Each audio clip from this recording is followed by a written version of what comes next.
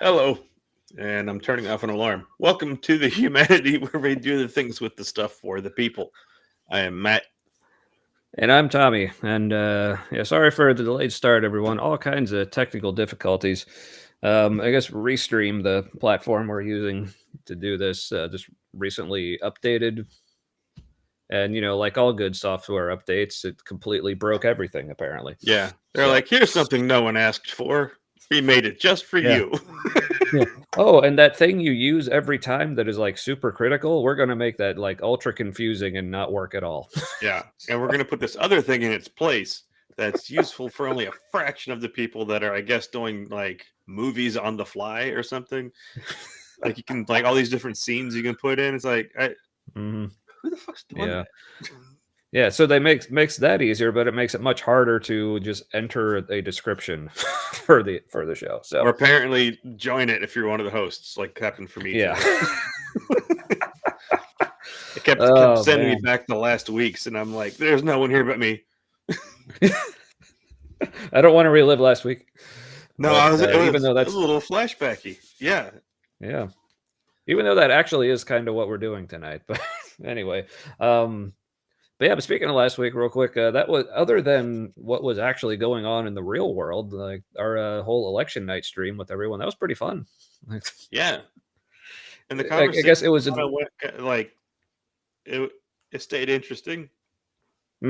yeah, for all 5 hours Yeah, it had until its it own, just got like an organic flow. Yeah, until it just got depressing. yeah. Though unfortunately I think we missed the end of it because Did you get the part Aaron where I was left. accidentally racist about natives? That part was on there because Aaron was still there, but Yeah, because yeah. I think it was another. Again, I'm just going to go ahead and blame Restream on this, not Aaron. But I guess when he logged off, it just ended the stream. I mean, I think we only ended up talking for like a couple more minutes after that, and it was just sad. Anyway, but Yeah. oh well. But yeah, other than that, yeah, hanging out with Aaron and Derek and Jimmy, that was good times. It was good to have other people to commiserate with, I Yeah, suppose. that was much better than I was gonna say watching it alone. Although I did like stay up real late, just kind of like like trying to make it sink in, just like watching the results get worse. It's like Yeah. it already won, and I'm like, but maybe it gets better. And I'm like, maybe it's like, oh, and then everything else went for Harris, but it was too late. But still, kind of encouraging. Just this is like, no, Mhm. no, everybody's just burning it all down. Just Yeah, yeah. But also speaking of last week, you may notice I'm still in the basement. Well, not I have. you've No, I left. just haven't left the basement since last. No, I'm just in the basement again because also due to like scheduling and things with my kid's mom this week, they're with me tonight again. So I Ah, mean, it's also great because I was too lazy to like clean up my setup down here from last week, so I just left everything up, and so it is. So I mean, I may just stay in the basement for that reason. But yeah, this couch is pretty comfy. Oh, and also like last week, only this time not on camera. I don't know if anyone noticed, but if anyone who knows my daughter, she just loves making things, particularly food. So this week, it's chocolate chip pumpkin bread. So Ooh, mm, put the chocolate in the pumpkin. yeah, That would be good. yeah. Put the chocolate in the pumpkin. Put the Put the chocolate in your chocolate in pumpkin. your pumpkin. What Anyway, I've been seeing a lot of like scalped pumpkins on people's porches. The squirrels around here sit on the step above it and or whatever, mm, and like scalp it. mm, Like I'm just like, ooh, brutal. yeah, it's like that kind of fits with the mood. hmm Yeah. So speaking of fitting with the mood, what you drinking tonight? I am drinking fucking Christmas ale. It's pronounced pho, Oh, is it? actually. Oh, Yeah. that's even funnier. Yeah, so Yeah. it's fucking Christmas ale, but it's spelled PHO King. Yeah. Um, Like was that Vietnamese Yeah. Yeah. I guess I wonder if that dish has star anise in it because this beer has the spice blend and it's star anise, Mm. fennel, cinnamon, clove, coriander, black cardamom. Ooh. Yeah, So I know star anise is something that's used in a lot of like Southeast Asian food, probably other parts of Asia as well, probably. But you should get but I some, everybody. actually, It's from High Grain Brewing Company, which is yeah. like 5 blocks from my house. Ooh, nice. Um, See now, normally I would actually be a little upset with your beer choice for the evening because I am totally one of those. Not only am I a wait till after Thanksgiving for all the Christmas stuff, like Mhm. I'm like wait till December because like Thanksgiving, like that's probably my favorite holiday because to me it's got all the great stuff with Christmas, like getting together with family if that's your thing, lots of food, you get like 4 day weekend, whatever, but without having to buy a bunch of shit for people. Yeah. Like it's literally just get together, hang out, eat, pass out, watch football, drink, all the things. Well, I But normally wouldn't drink it this early either, but I was kind of like, I kind of maybe Christmas can come early. yeah, see, here's the thing. I actually had pretty much the same thought because I was like, with everything else going on, just fuck it. So I'm rocking the Sierra Nevada Celebration Fresh Hop IPA. So I love how they used to just call it Celebration Ale, Mhm. but then it's like we're Sierra Nevada. Everything we make's an IPA. Just except they also I haven't seen it in forever, but they have a really good, or at least used to have a really good stout too. So Yeah.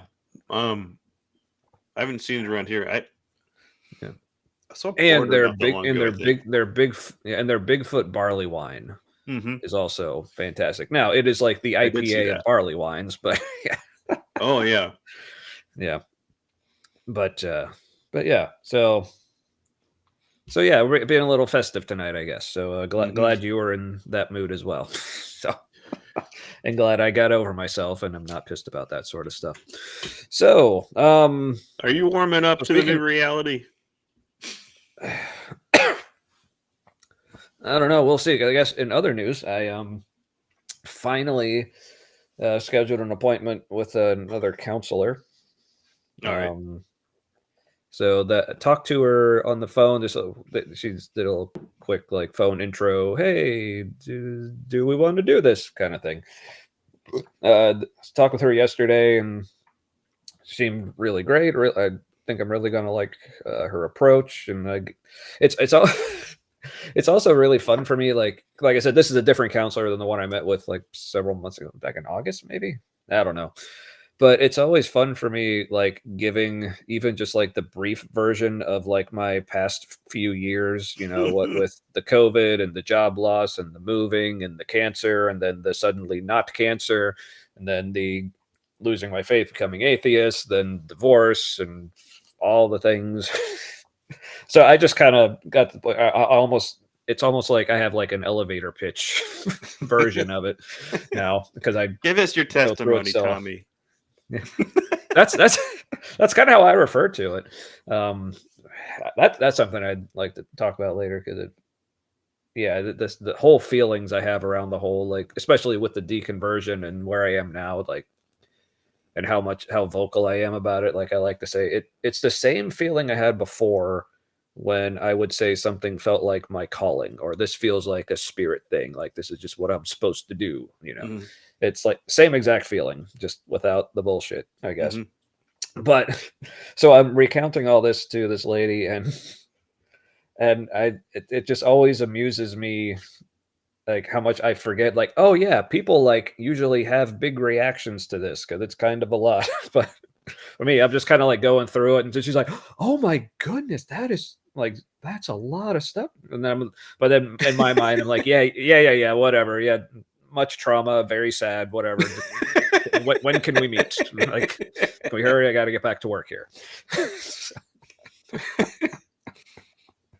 so yeah so yeah Like, I appreciate your empathy, but who's got time for that? yeah it's like I'm not paying you for that yet. Yeah, but also, I also got to say, like, trying to find a counselor or therapist or whatever, I still don't actually know the difference, or if there is a difference. But so basically, it came down to like I just went on Psychology Today and searched using the filters secular or non-religious and takes Anthem for insurance.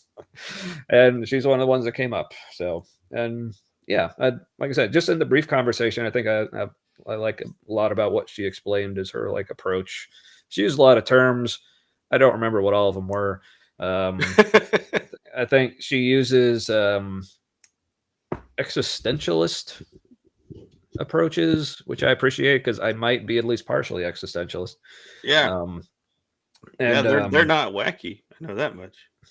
yeah, and feminist like approach to therapy, which thinking, but Tommy, you're a dude. But I guess it's really just it doesn't mean it's like for women, but just with that approach towards like gender roles and stuff Yeah, like it's that. So I'm not like, oh yeah, she's not down with the patriarchy. yeah. Unless you I mean, are. and I'm like, But like yeah, but she's not gonna facilitate, right. is what I'm And gathering. and I'm like, I'm probably a feminist. Or I kind of hope I Yeah. am. It's one of those things. Like I feel, as a man, I feel it's weird to label myself as a feminist. 'Cause I feel like that's kind of not up to me. Like, you know, kind of also like how like calling if I were like call myself an ally, the LGBTQ plus community. I only use that term because people in that community have referred to me as such. So like, okay, I guess I can consider myself an ally then. But yeah. But anyway, yeah. Starting counseling or restarting, I guess, counseling next week. So looking forward to that. And it'll be on Wednesday. So right same day of the show. So I can let you all know how it went. But yeah, so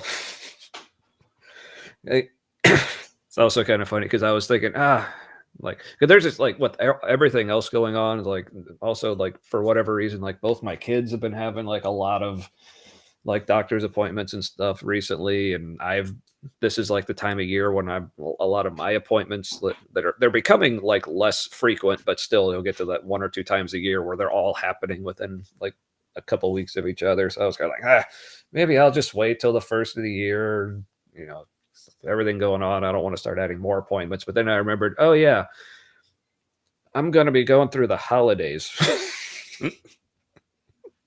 those are less fun in some ways than they used to be. But yeah. But anyway, speaking of things that are less fun, so we have a couple things to get to tonight. Maybe one of them is more fun, depending on how you look at it.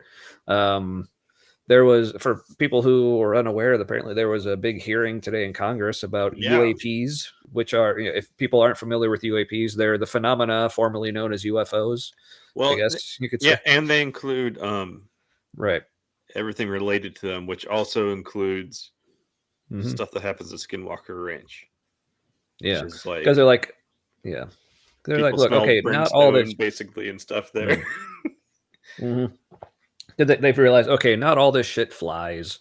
Yeah, some of Probably it's in the be, water, some of it's glowing orbs yeah. that aren't, Hmm. Yeah. which might So, be so alive. They're they, not sure. yeah. So whoever it is decides this stuff got themselves a DEI consultant, so their thing would be more inclusive. So yes, even the alien people have gone woke. I'm kidding. I'm just amusing myself. No, the hearing was, it was important to get a lot of that stuff. Like if you're into the subject, none of that stuff was new, but this was said Mm-hmm. under oath on the record in like an official proceeding. So Mm-hmm. there are things that can be done with information that has been entered into Yeah. record that way that things can't when they're just in the public domain. Um, Mm-hmm. some really interesting things. There were little tidbits where it was like a certain phrase, and just getting that phrase out from somebody who has like the highest security clearance, Like there are certain things they're Mhm. allowed to say, certain things that they can volunteer as information they're sharing, and then certain things that is such a specific thing that like they would have no reason to talk about it unless somebody asked them a direct question. As if sometimes Mhm. there are certain things like, um, for example, there's this one question near the end where Nancy Mace, who is just like a bulldog on this topic, um, she's apparently causing people a lot of problems in the Defense Department. Um, she kind of cornered Lou Elizondo on something, and she was trying to get him to say under oath like all the different ways Lockheed Martin is involved Yeah. in Mhm. this stuff, and he can't. But she cornered him, and I realized this after the fact, where she was trying to get because Lockheed Martin is blocking the congressional oversight now actively. Like Congress knows they are, and they're doing it still, claiming they don't have anything or they don't have this. Mhm. Yeah. And so, what is she? The question was, does Lockheed Martin have? She said, "What does Lockheed Martin cover? Like, what's their portfolio?" And Lou Elizondo said aerospace, and she's trying to get to the bottom of how much involvement they have and what knowledge they have, Mhm. and she's like, "Are they involved in the underwater um, part of this research or reverse engineering?" And he like goes to answer, catches himself, and he goes, "You're putting me in a very difficult position right now." Yeah. Like I saw he that. knows that she knows that because they've talked beforehand, and he's like, "I can't. That's not something I can speak to or whatever." And then she rephrases it, and he's like, "Fuck." He wants to share Yeah. information, but like Mhm. Yeah. she cornered him under oath and asked him like, oh, and so he answered, they they so he could answer that question, but speak in a generality, like Lockheed Martin works on aerospace, which would mean air, space, and he said, and he also water. And apparently, that was something that she was trying to drag out of him to get somebody to say under oath, maybe a whole program they were blocking from Congress. Mm. Uh, Mm. yeah. So there's like a lot of little Yeah. stuff that's happening. Lauren Boebert Yeah. had questions that were just like, it was bring your idiot to work Yeah. day. It was everybody else had serious Yeah. questions, and then she's on like a fucking TV show when she's asking questions. Like you are Mhm. playing, you're playing this bimbo Yeah. character. It's like if Yeah. Legally Blonde wasn't endearing, like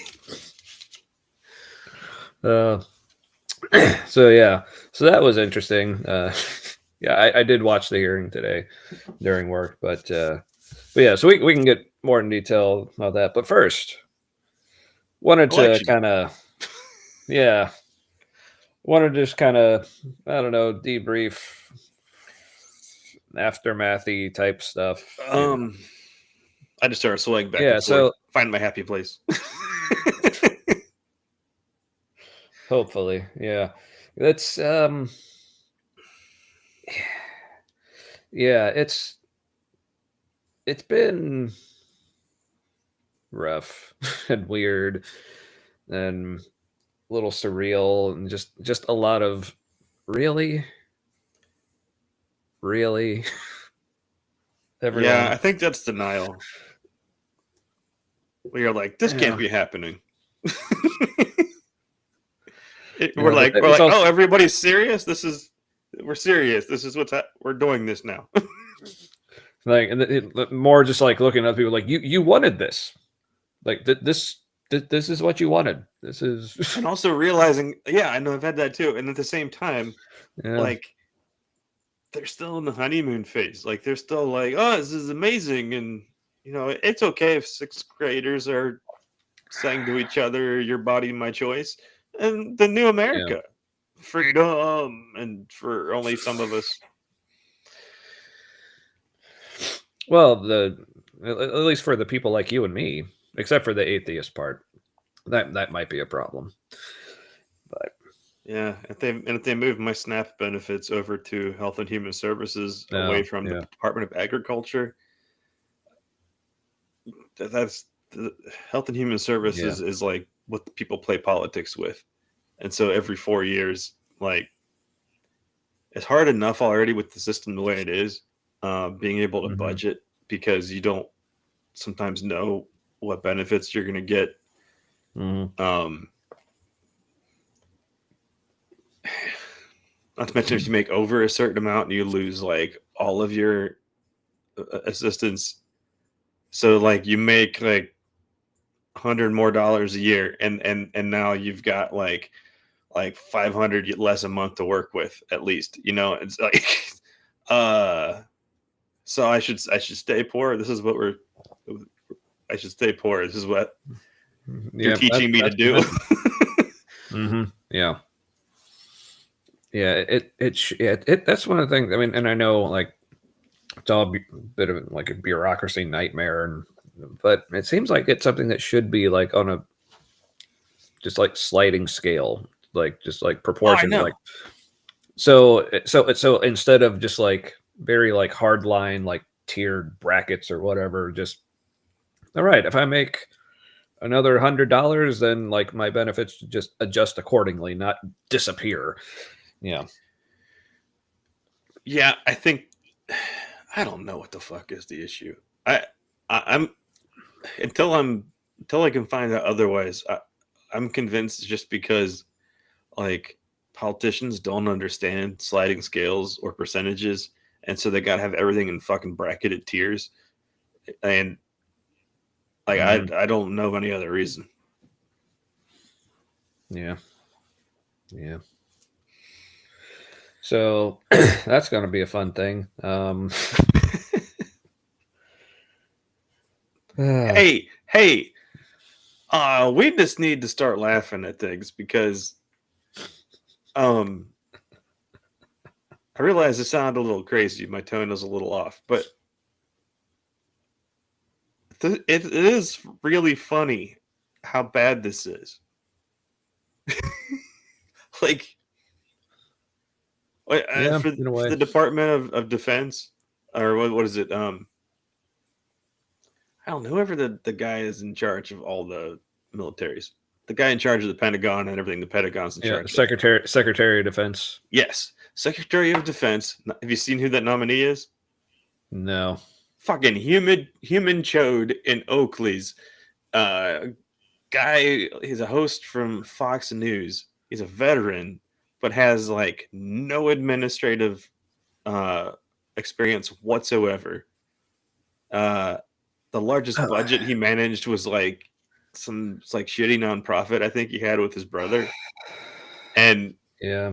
they're gonna put him in charge of possibly the largest budget for any one department Uh, in the world. right. Yeah. See. Pentagon's gonna eat him for fucking lunch. They're gonna get him in a photo, like just. They're probably gonna get some trans woman. They're gonna pay some trans woman to seduce him, get pictures, and then blackmail the shit out of him. Like Hmm. you can't Hmm. you can't play with the Department of Defense. Yeah. Like See. See. This is where like where I'm trying to find some sort of optimism is I'm hoping that like not just Trump, but also the people he's choosing to surround himself with are just that right level of stupid, where it's like stupid enough where they don't actually really do much, but not so stupid where it's like dangerous again. Just kind of in that sweet spot. yeah. Well, that's the good news, I guess. Like if Trump doesn't, oh, we should just we gotta we just gotta hope and pray that Trump keeps his cognitive faculties, because if he does, he's gonna be in his own way and everybody else's way, and he is Mhm. that idiot who thinks he's brilliant, and Yeah. Like he'll trip all over himself, getting in his own way. Like he would have been much more wealthy had he taken the money he got from his dad and just invested it and left it alone. Like by Mhm. actively using and trying to build it, he has like less money than he would have had if he had done nothing with the money except sit on it. So Oh. that's like America's recent history in a nutshell. Uh, Mhm. he's like, it's gonna be awesome, don't worry, and he just fucks everything up while trying to make it awesome. Yeah. Yeah. So in that way, he's very American. Um, That but speaking of, we may end up having some actual good ideas come out of a Trump presidency, and I know that sounds weird, yeah, but there are certain people that are getting into office who are terrible on a lot of things except certain kinds of transparency.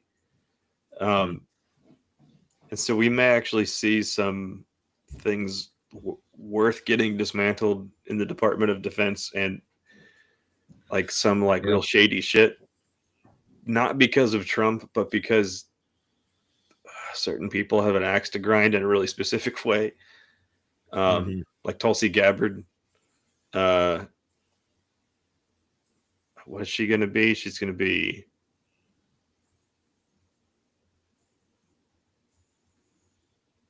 not Homeland Security. Homeland Security is going to be South Dakota or what's her nuts who shot her dog. Oh, Right. Everyone, so at least we'll be safe from her dog, I dude, guess. every one of these people that's being nominated to something for the cabinet, you're like, oh no, it's idiocracy. And then another person, they're like, oh my god. Now, speaking of It's like this is the his worst nominee, movie ever. but speaking of like finding things to laugh at, like I haven't seen like who all's been like nominated to things. Was Elon Musk nominated to like named to something? Yeah, he's a very special boy in charge of amazing. He's in. But I don't. Did you see like very amusing news regarding him that came out recently? I don't know if it was today or just recently, but for those of not familiar, He's a fucking Mr. tree stump Elon of a Musk. human being. What? Anyway, so Elon Musk, owner of X, formerly known as Twitter, and also has developed his own AI. I don't know if it's part of X or it's his own thing. But it's called like Grok or something It's like been around for a little GROK. bit. Yeah. So apparently, someone recently asked Grok about like people on X and asked like, so who on X is spreading a lot of misinformation? And guess who Grok answered? Elon Musk. Elon Musk. Yeah. So even his own AI knows that he's full of shit. Yeah, Which he's been known to repeat so almost verbatim Russian talking points, like mhm, from Russian bots and stuff. But he also has Putin's phone number, so uh, accidental mhm. slash intentional. Yeah, you know, yeah. So so just that little bit gives me like a little bit of like hope and optimism for our probably future robot overlords Now, that it could it have a should little bit be of sense. illegal for Musk to have access to that many things, because he does a lot of work for NASA. He also has some Department of Defense contracts, which nobody. That's probably satellite stuff, but now he's going to be on the inside. He's going to be around without Trump is either just going to give him security clearances or it doesn't fucking matter. Like he's just going to be around. So this is a guy who has like financial skin in the game with special access to things that give his companies an unfair competitive advantage. Like that is oligarchy. Like that, it's not just Hmm. like, oh, it's neat. Yeah. Just Trump and Musk are like really awkward and stupid together, and it makes me the funds. And it's like, no, it's like this is Yeah. crazy illegal. Hmm. or it's so creative that we don't have laws for it and we need to, like Right. Yeah. we're like that'll never Who would happen. write those fast? Yeah. Uh, fuck. And Just we're in things that fuck. everybody assumed we had a law against, but no, it was just we had morals, so nobody thought we needed to do that because who would do that and why? Hmm. Well, yeah, it's like the whole like people like, wait, why can Trump be president when he's a felon? Well, it's because like that was a rule that was made. I don't know when, but I guess the reasoning behind it was because they didn't want that to be used as like a weapon. So like, Yeah, so whoever was in power couldn't just spuriously like get their opponent like convicted of felonies or whatever. So that makes sense. So you but can't use maybe that there as a should have been a weapon, but number of felonies like limit, or like yeah, something lower than 34. I But I don't know. Or but maybe the I Supreme ju- Court has to weigh in at least and like yeah. rule on can he. Hmm. That would make. Yeah. Why did anybody think of this shit? But well, I imagine their reasoning was like, okay, yeah, we won't make it illegal, or we'll allow it so you can be convicted of a felony but still run for president. Because I imagine their thinking was because if someone was actually like legitimately convicted of a felony, no one's going to actually vote for them, right?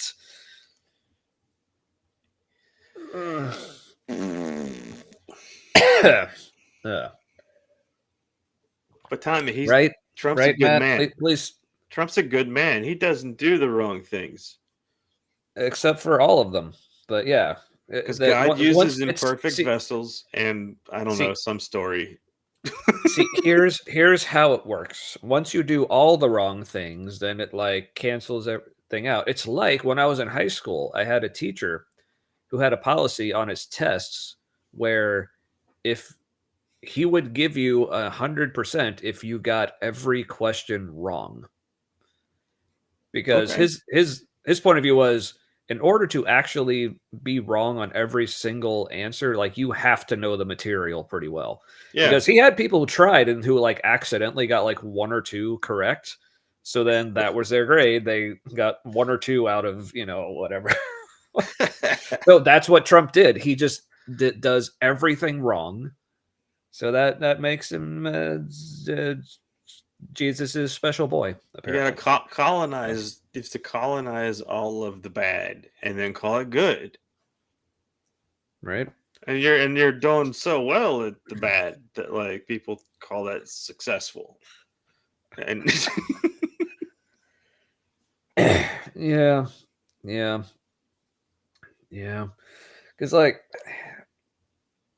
yeah, I still think I imagine the big part of Trump's appeal is just this whole like outsider, like he's not really a politician, even though he kind of is now. I mean, but he's an oligarch. yeah, Like he's he made millions when he was president because he didn't divest himself from Trump stuff. It was in a trust, but it was controlled by his sons, so basically by him. yeah, Um, all the trips that he took to Mar-a-Lago, for example, Secret Service stayed in hotel rooms, like the staff and everything, and the reporters and in the press pool to travel with him. mm, They all stayed in there. So every time he was down there, the government was paying him like thousands of dollars to be there.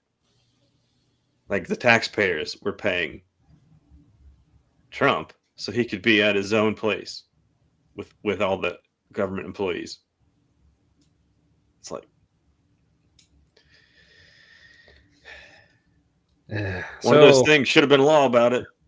mhm. Yeah. Now, for the benefit of the audience and maybe me, define oligarch. Okay, so I don't know if you know or not. So in Russia, Mm, um, Vladimir Putin's in charge, especially dictatorship. They have elections, and every year he wins. In in addition to that kind of authoritarian structure, you have billionaires who function as like kind of part of the government. Like think like warlords in suits. Yeah. You have like a Mhm. central leader, but then like warlords of like these different fiefdoms and stuff. Um, oligarchs are kind of like gangsters. There's like a lot of overlap between organized crime, government contracts. Uh,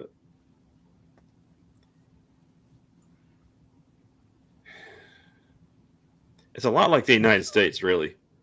We have a few people who are super rich, like Elon Musk and Zuckerberg and that kind of stuff, but we also have like boards of directors and the people on them who function like a little group of oligarchs Mhm. where they're kind of involved in everything from like government contracts, and then they tailor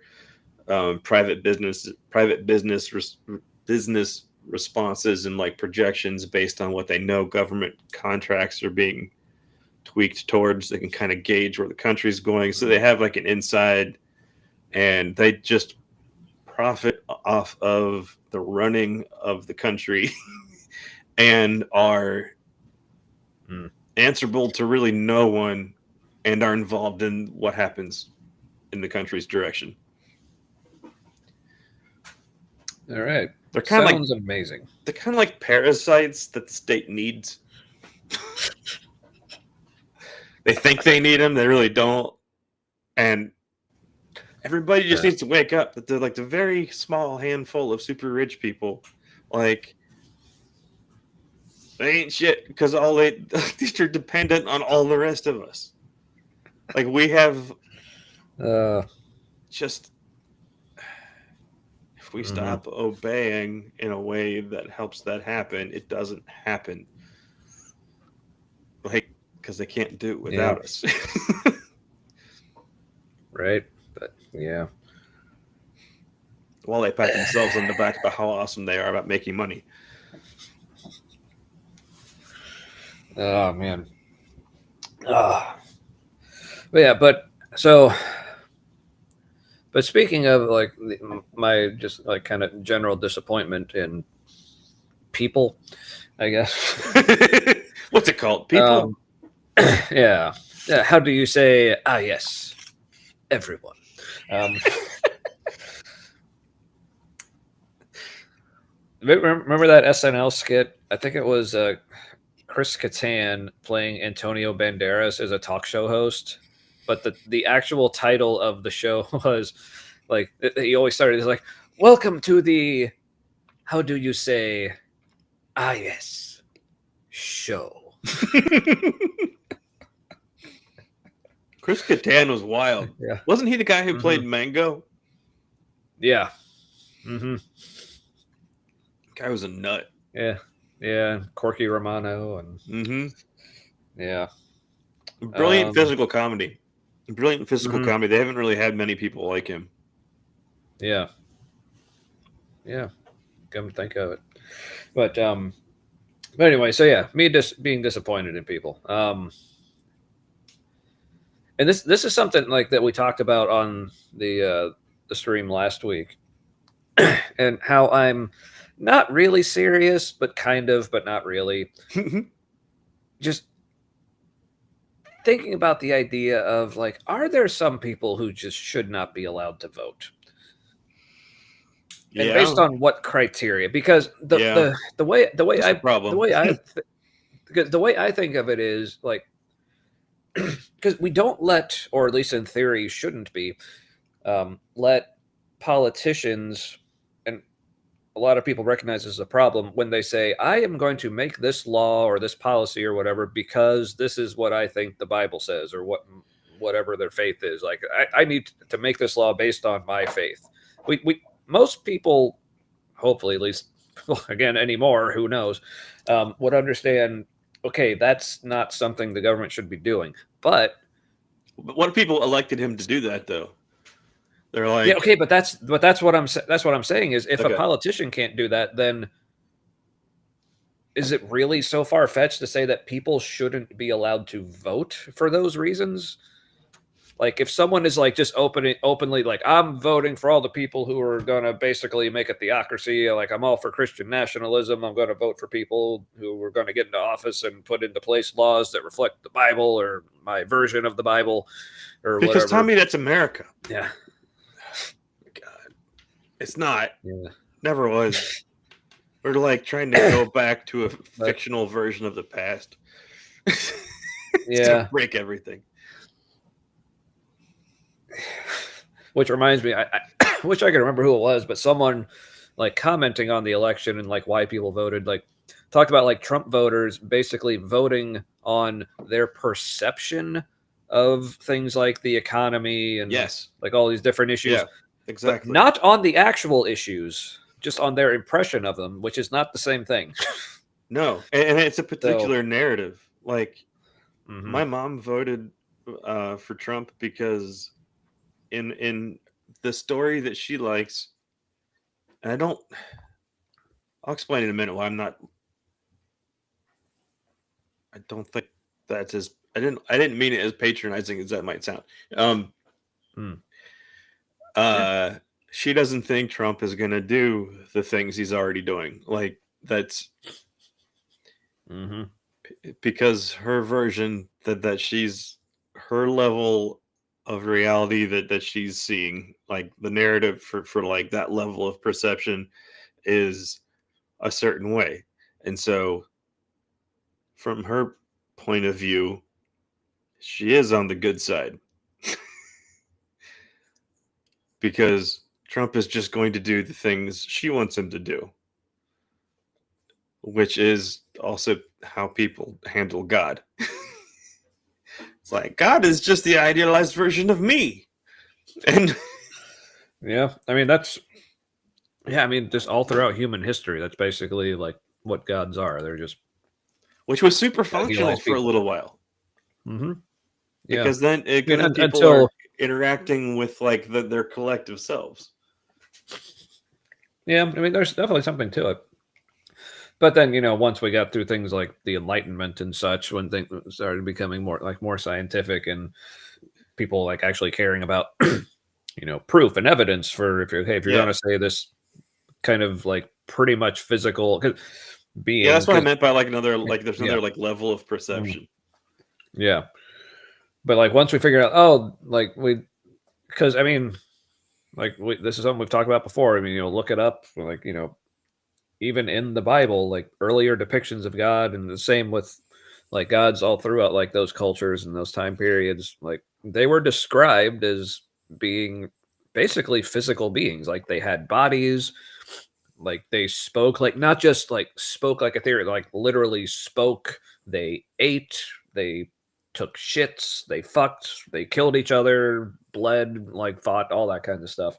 But then it seems like then we got to more of the enlightenment, like oh now like we can actually like prove things about the world around us, like oh um well gods are beyond knowledge now.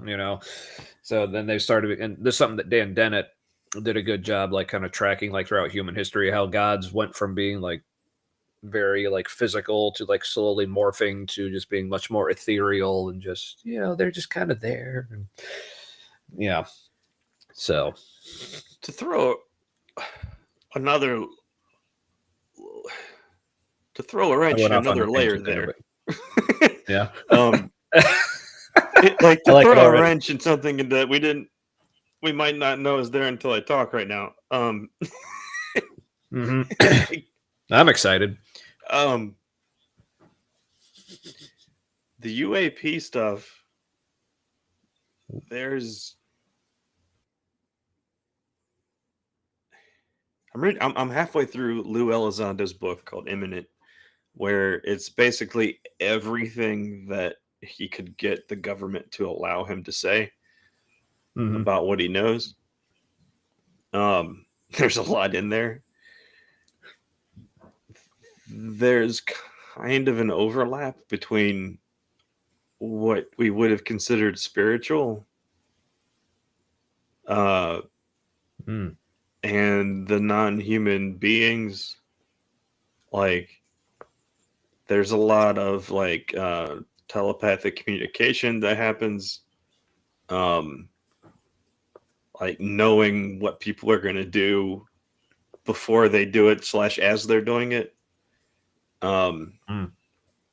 like UFOs responding to the wishes of somebody who sees them. Mm.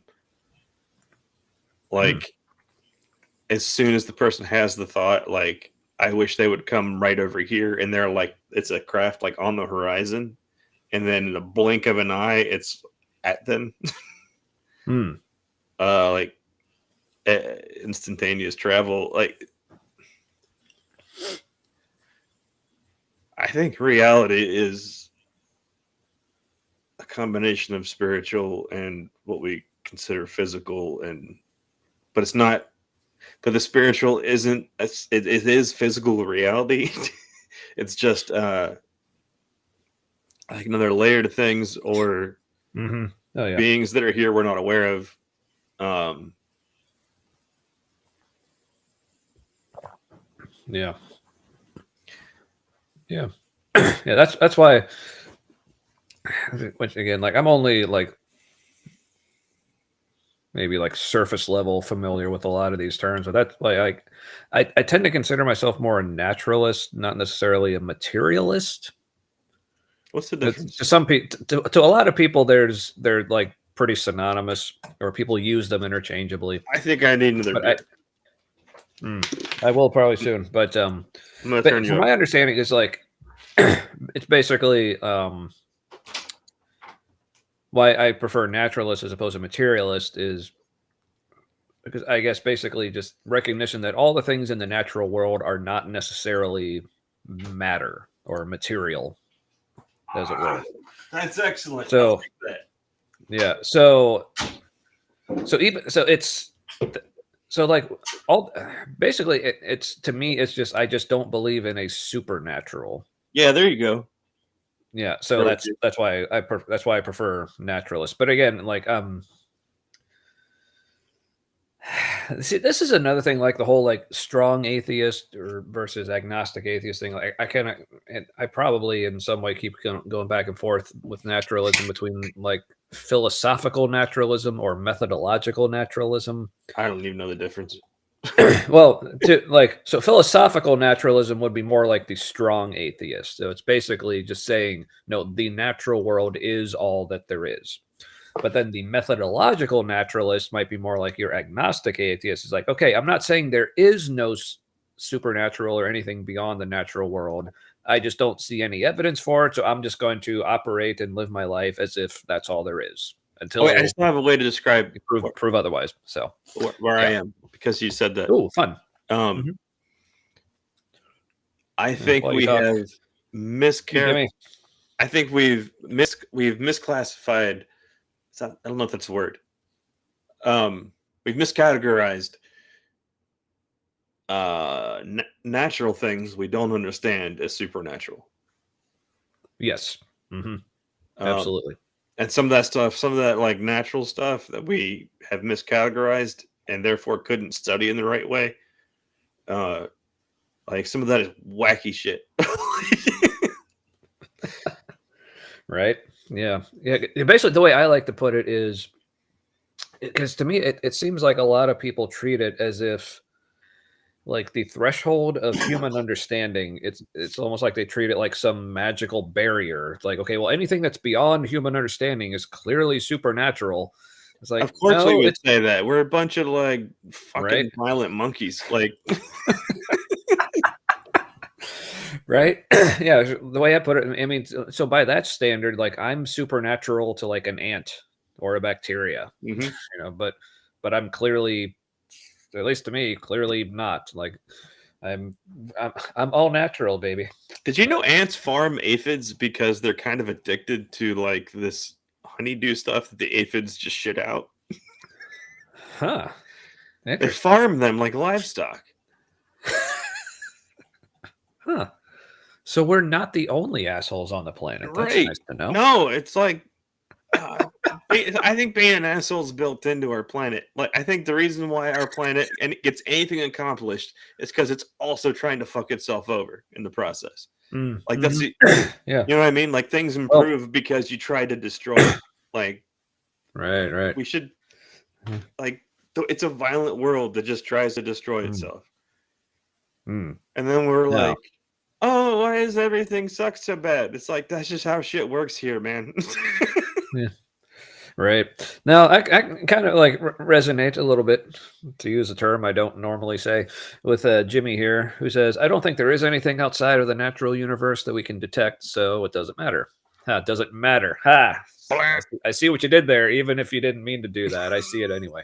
Um, it's like trying to say we can exist outside of time. I don't believe it's possible. Yeah, now we might not be able to.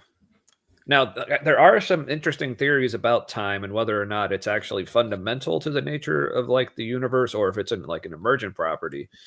So, in which case, I would I go with mean, there could emergent be. property. Yeah. Now, what that would mean to exist outside of time, no idea. But like Jimmy says, like even if there is something out there beyond the natural, like we seem, at least for now, seem to have no Well, it real wouldn't like be outside of time. reliable. It would include Well, and transcend time. what?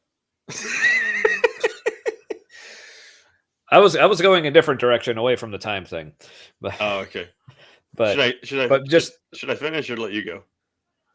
I'll well let you let, go. let me finish this and then Yeah, yeah. because I broke um you. So you yeah, should but it's continue. but as far as like being outside of like basically if even if there is something beyond the natural, but like if we can't detect it, then it functionally isn't there. Right. Like We could just make if up all there's the stories we yeah. want about it then. Yeah. Right, which to me, that's kind of how I view gods is like, okay, if even if there is a God out there somewhere, at least from my perspective, he clearly has no interest in me knowing that he's there or she or they or whoever. So they either aren't interested or they're unable to let me know they're there. In I, either case, I don't care. Yeah. maybe, maybe that's also us So thinking God is like us. You know, because like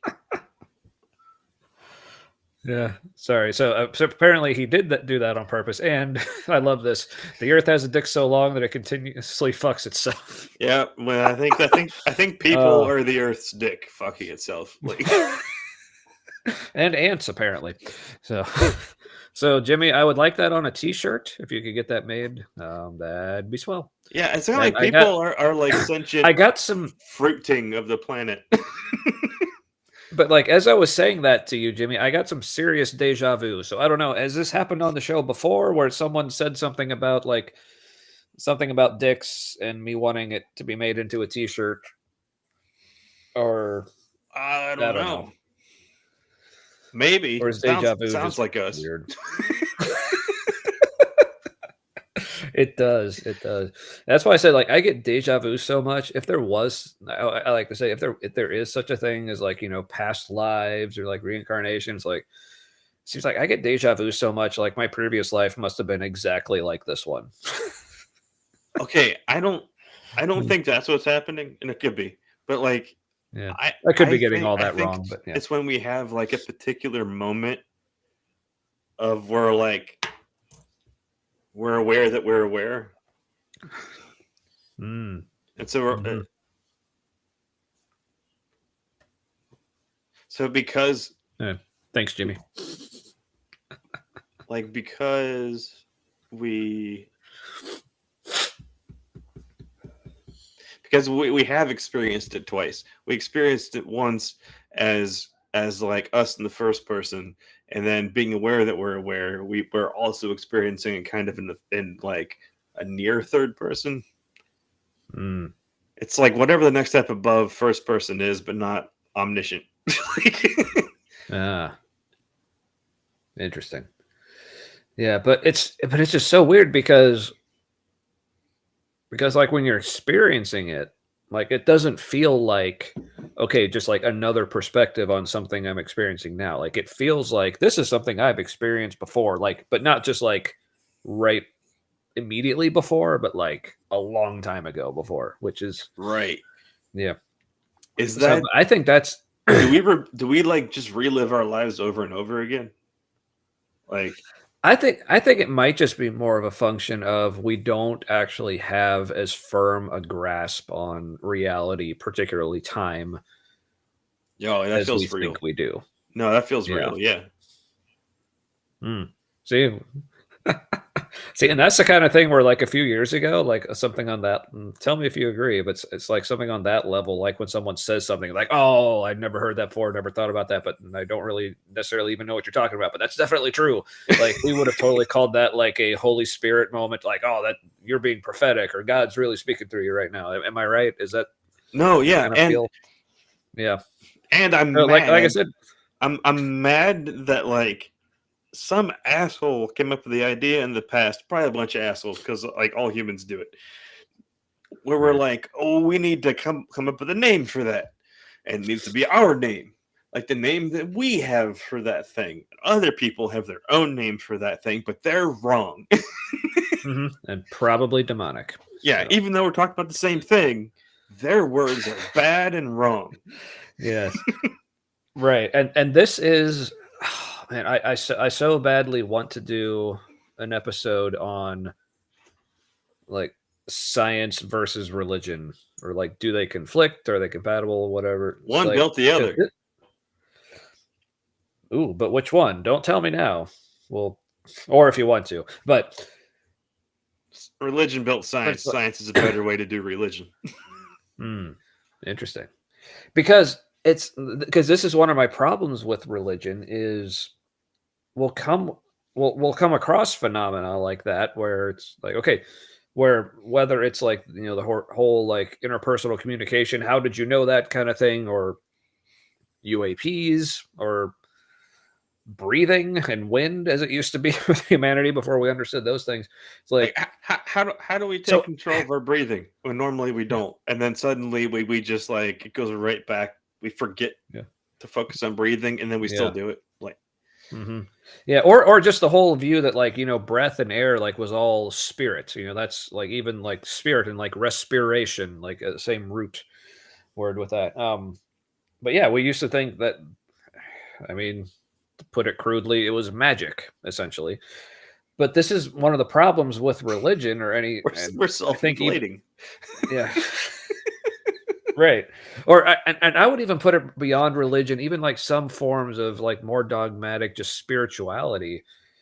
It's like it's like what we were talking with Aaron Tomlinson like a while ago. The whole, like, your map is not the territory. We come up with what, like, realizing that the way we view reality is stories, but the problem comes when you lose sight of the fact that your story is just that, a story. It's when, like, you come up with a story to explain a thing that we can't explain, which of course, you got to find a way to, wrap your mind around certain things. But the problem comes, and this is what religion does, is it says, no, our story is the reality. So then you don't start looking for, okay, what actually is going on here? Like, you just become satisfied with the story. It's like, it's not even this, you don't care what it really is. It's like, you don't even think there is another, like, this is what it really is. You're just like, no, this is our story. That's what I feel safe with. That's what we got to Yeah. stick with. And anyone who tries to figure out what it really is clearly demonic. Well, and the So, story was kind of like how you stored your people's identity in some kind of like external storage device. It's almost like mhm. cloud storage for your people group. And Yep. then the best story would win. Like, just like reflecting back on how like the earth is just fucking itself until it survives. Like, um it would be crazy, by the way, if it's different on other planets. Like, it could be something about how our solar system is, and the seasons, But and like, sure, it'd be crazy if what? I think I was coughing right when you said some words that I missed. um So, if like the reason why it is such survival of the fittest on Earth, like down to tectonic plates, and just like, maybe there's something about like our solar system, where our planet is specifically, that it is like destroy yourself to survive kind of thing. And other mm, planets, it might be a yeah. much more stable environment where it all builds on like a sense of cooperation, because the planet isn't trying to kill you all the time. Um, Mm, like, the planet made us, and clearly wants us dead. That's where religion came from. Just like the cognitive dissonance, where you're like, we're here. Here doesn't seem to want us here. Like, but it put us here anyway. Right. But like, so it's like, oh, everything's good and bad. We're good and bad. Well, yeah, so we have to create good entities and bad entities that are warring with each other. Yeah. I think we're about to find out what humanity thinks of itself. Because if we are convinced humanity is evil, we will destroy ourselves. Like subconsciously. Like we're gonna fight each other until we become something better, basically. But if we decide humanity is good and worth saving, then it will be saved. So we got kind of a neat judgment day coming up where we get to find out what we think of ourselves. Fundamentalist Christians apparently think we should all burn somewhere, like, and they're happy about that, and they're gonna make it if it's not real. Trump. Yep, there you go. Which is why. So when I was filling in the description for the episode, which I had to do multiple times because Restream just decided to be a dick recently. Anyway, I was trying to find somewhere with the whole, like, to try to tie together the two topics for the evening, you know, post-election, the whole UAP thing, like whether they're aliens or whatever they are. It's like just that whole, like, you know, alien trope of like, take me to your leader. But like now it's like, you sure? Do you really want us to? I don't think you do. You'll be disappointed, I promise. I think whatever is in the level of awareness above us, whatever creature that is, I think every level of awareness is aware that there's an awareness above them, and maybe we all suspect there is like an ultimate awareness. We all, meaning like all of us creatures, like with different levels of like consciousness or awareness or smarts or whatever. And we may suspect that keeps happening, where like there is a level of awareness above your own. And maybe that just gets all the way up to the universe being aware, but like in a way that we can't make sense to us because it's like us, but also includes everything else. Yeah. Which again, I still need to look into mereological nihilism. I want to look into that too. You said what? That has something to do with consciousness, right? Not necessarily. It's more just and again, like I said, I need to look into it. But my surface level understanding of it is basically there are no different things. Everything is just everything. Like the fact that we separate things out into like, okay, this is me, this is my couch, this is my computer, that's you. Like it's all constructs. It's all just the way our brains are sorting things out and making sense. But like really, like everything is all made of the same exact things, just in different configurations. It's all a story we have assumed is true. Yeah. Right. Yeah. It's just, we just, for our own sake, to keep track of what's going on, we just categorize things and give things different names so we can keep track of it all. But it's really all just, I guess it's maybe related to like whatever law of thermodynamics that is, like, you know, energy and matter or whatever can neither be created nor destroyed. It just reforms and relocates and whatever. Yeah. Like I think everything is either kinetic or potential energy. Yeah. So yeah, mereological nihilism makes sense to me, at least from what little, like I said, I need to look into it more because so far it makes sense. There's a lot of drugs that'll play the same thing too. Well, good. Oh, speaking of which, as of recently, I found like THC actually does work on me now. Yay! It took me taking 5 gummies, or it was only 4. 4 gummies. Now they were only 5 milligram THC, but Well, I have plenty. yeah. So you should. But now, like, I can only take one of them, and it has an effect. So Yes, some people are like that, where you have to like just get your system accustomed to it. And it's like, wait, what's this? It's like, oh, we'll use that. yeah. But the thing is, like, so after I took like the 4 of them and like got the effects, so what I was feeling made me think, oh, I think I actually have felt this before, but I just didn't think that's what it was. Yeah, I think that's Because what happened at the Meshuggah show. no, that was not, that definitely did not happen there. Oh, Like, okay. that's just because you haven't been to very many shows with me, especially like music I like really get into. That's just how I am at shows. Yeah, I I think that's wasn't sure. more. Yeah, I think that's maybe more autism than being high. But I couldn't tell the difference. I was like, I don't know where my neurodivergence ends and the weed begins right now. no, but I think it's more just like I'm thinking of a couple other times. So like when I was at Pride with my friend Emily, um, and she had some stuff with her. Like I think after that, I was feeling up. I think at that time, I just more attribute it. I just thought it was just because I was just been like it was really hot and I just been out in the sun, so I was just Yeah. feeling kind of. Was that I guess gummies? maybe what. No, it was a joint. Oh, But okay. but I think what it was is like the sensation that I felt, like I would not I would not consider that a high, I guess, or at least what I thought a high was like supposed to feel like. Yeah. Like I didn't really like dislike it, but I didn't really like it either. It was just like I'm just tired, you know. So It may yeah, also change like the more it's in your system, or the like. Yeah, it, yeah.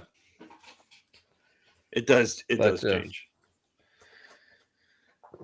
yeah, but I guess it was maybe like similar to being drunk, like maybe like a little more pleasant, or like being like buzzed or like on my way to drunk. But I guess the reason I didn't like it as much is like because like when I'm drinking beer and like I start to get buzzed, like I can like I'm like still drinking. I just enjoy drinking beer because I just really like beer. But like with the gummy, it's like oh, I feel it, but it's like I already had the gummy, so I'm not having the like the pleasure of like eating or drinking something is like I just have the feeling Yeah, now, and that's kind of why. so I, that's kind of why I like vaping or smoking. yeah, The yeah, gummies are nice. The gummies are good when because it's more of a body high. yeah, definitely. Um, Yeah, that's how I describe it. It was just I was just very what I would call just very heavy tired. yeah, Yeah, yep. but speaking of enjoying drinking, on my second. Yeah, this is a good. I like licorice, that anise flavor. So I'm really liking this beer. But if people don't like black licorice, I think that little bit of anise flavor it has would really turn somebody off.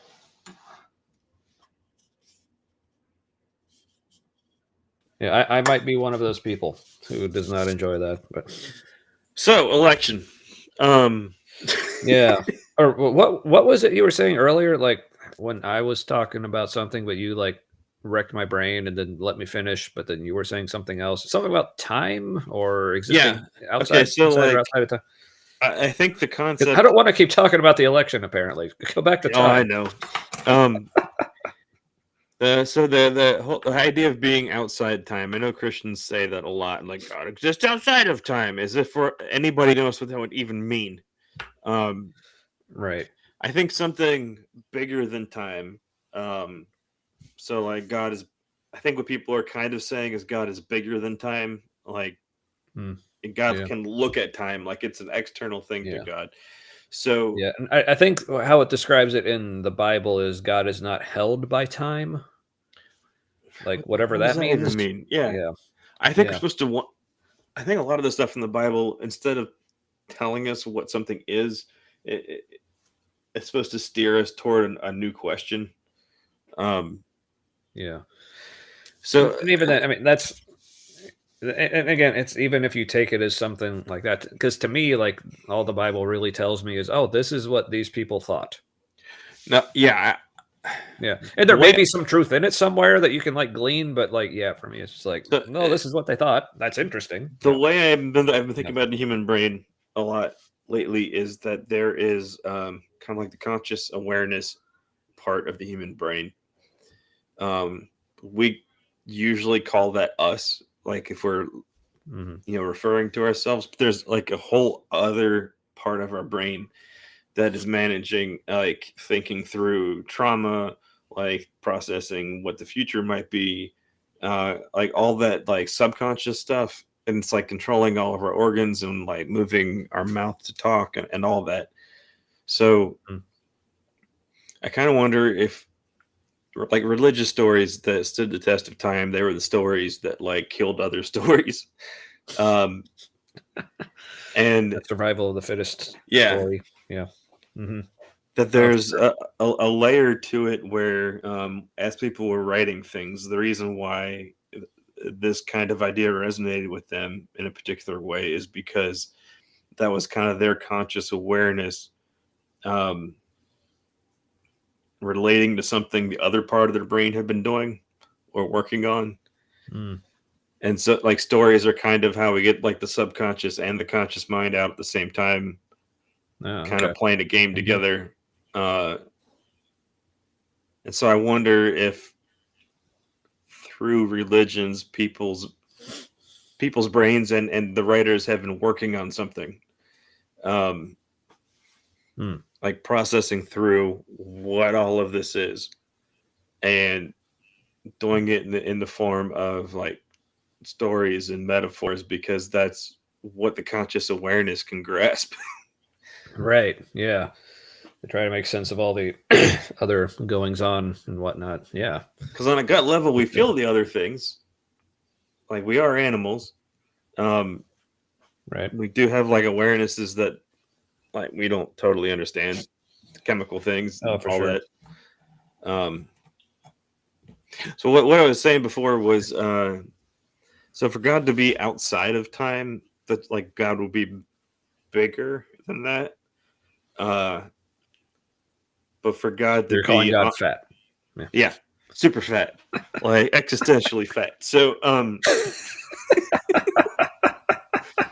So for God to be omnipresent, like God would have to be, like include and transcend anything we can come up with. But that also would Mm. have to be the case with the universe or existence itself or whatever the hell and all this is. Uh, so any concept that is bigger than this one to actually be like the more inclusive concept would have to include and transcend, like include and go beyond whatever's beneath it. So like God would have to include and transcend time. Um, Mm. and when that's happening, like God as a being is just now just like what are we Couldn't even put it better doing? myself. And we just Yeah. stop using the word God. Like it doesn't mean what we're. It stopped being useful a Right. while ago compared to like Yeah. what we've included now. Yeah. Because that's the frustrating thing. Whether it's people like Jordan Peterson, like I guess he gets a lot of shit for this, but I see this from a lot of people. Like when It's his all meat okay, and so like diet. when He's so fucking poisoned himself. right, but it's that whole idea. Like people just keep redefining what God means, like to the point where it's like it almost doesn't even mean anything. Because like it's like you can't say the word God to almost anyone without asking, okay, what do you mean by that? Because like nobody fucking knows. But but when most people like me say something like, okay, well, I don't believe in God. Like what I mean by that is what most people think of when they think Yeah, of God is like some kind of being that's like usually like made everything, but then other people's like, well, I view God as like, whatever like Peterson says is like purple. I don't even remember, but other people say, well, I don't believe in God. I don't believe God is a being. I think he's just being itself. It's like, well, then what you believe in is being itself. Why, like in my mind, it's like, why are you even calling that God? Because that's not what vast majority of anyone else means when they Right. say God. So But it like might when be I to say help I them don't believe connect in their story to the yeah. biggest story. I Right. Now, and that's fine, but my problem is in the interactions I've had is when people try to tell me that, oh, you really do believe in God, and you can't say there's no God because there's being. And I'm like, That's them realizing you're talking about the yeah, same thing with different words, and that's basically them realizing yeah, they're also an atheist. It, but like, but no, Tommy, it yeah. means you're a Christian. No, but I was thinking about this earlier today. It's the same thing like when I say something like, "Well, I don't believe in heaven or hell," because like when most people use those terms, they're thinking of like actual places that like you go to after you die. There's the good place and the bad place. So like, "Oh, but there is a hell, but hell is just like what we like the suffering we create for ourselves in this reality." Like, okay, that is a thing. We do that, but insisting on calling that hell to me is just frustrating and confusing and Yeah, yeah. yeah. In order to be able Yeah. to relate to other people that you might be convinced are talking about the same thing as you, I do think, from my personal experience, because I was tempted to do this for a long time, like too long. Even when I was doing it, I knew I was doing it, and I'm like, no, I'm not doing it. And where I wanted Totes. to think I was being a progressive Christian or just progressive, and Mhm. like I could I could Yep. absolutely talk about the same like my agnostic whatever I am kind of stuff, but I could Mhm. use Christian language and I could totally blend in, and like Yeah. I probably could, but at the same time it is deceptive because I know what I mean, but they don't know what I mean. Right. Or, well, I guess in my experience, it's not so much that they don't know what I mean. It's almost like they don't think I mean enough. They're just like, no, your meaning is like isn't including what I mean. Therefore, your meaning is like it doesn't suffice. I'm like, God, it's so well, I mean, fucking it arrogant. suffices. It Yeah, which yeah, which I mean, like, because it's I like talk. clearly for no reason. My ideas are better. Like, Right, and Jimmy's had a couple comments I want to make sure we get to, but like this one real quick. Yeah, Jordison. I'm just going to call him Jordison. Kind of shorten it. yeah, there you go. Jordison is so full of rhinoceros. I can't stand that asshat. His Asshat is face also. looks Uh, like a rhinoceros's butthole. Like his face is weirdly leathery, but like he doesn't work in the sun or do anything that would make him right. leathery. Hmm. It's just his pensiveness and the beef. Like, Right. And Jimmy, I want to get to your other comment too, but yeah, but just yeah, that so because I talk about like in my deconversion, like there were like several things that eventually ended up like pushing me out of Christianity. But honestly, like one of the biggest things that made me sick of Christianity was progressive Christians, like because of stuff like that, where, like I said, like I'm just looking for yeah, something solid, like anything about this at all. But the answer, like, but like I would say, like, yeah, I got some, okay, I just don't believe in God, and people would try to tell me, oh, yes, you do because you believe in this and this, and I'm right. like, yes, but I don't call those things God because I don't see the fucking point. But I don't maybe understand some of us have baggage. how people like put down tent stakes Yeah. in the shifting sand, to use a Bible thing, Yeah. Mm. or a Bible Look at you. song. Um, Yeah, it's in there somewhere somehow. it's like Yeah. in the nebulous region where you're like everything's Jesus and rainbows, and and you're like, here is where Yeah. I will decide what is concrete. That Yeah. I don't. Yeah. And this is good because this is relating to like Jimmy's comment that I want to get to. So I feel us moving towards it. Jimmy's Um, prophetic. yeah. I love it. Damn it. What was I going to say? Something about like the shifting, calling things that aren't really those things, but they insist that those are the things. Language is changing. Damn it. I'm just gonna say Well, things. well, while I try to think of that, we'll see if it happens. But yeah, like Jimmy says, if God isn't held by time, then how the fuck did we learn about him in the first place? excellent question. Now, I think the Christian answer to this would just be to take the like bullshit unprovable statement and just pile more unprovable bullshit on top of it. Say like, well, he's not held by time, but he can like enter time like at will, and Right. They'll pick some like, point in the process but to say, assuming that is true, here's what also makes sense. And you're like, you didn't establish the first thing made sense. You're just like, clearly we all agree. right now, now as Jimmy says, the only sensible explanation is that there is no God and ancient people made this bullshit up. Now, that maybe this is just my brain has a hard time with like more absolutist Is statements like Jimmy that. being Like, racist against ancient people? no, he's being ageist, but not like age as in like people's age, but like the age, like the Bronze Epicist? Age, Iron Age. What's that? Epicist? Their epoch. Yeah. Yeah. Epochist? Well, here, maybe Jimmy can tell us what he is. Like, why do you hate people that are not around anymore, Jimmy? What? Why do you hate No, the ancient brown ape people, Jimmy?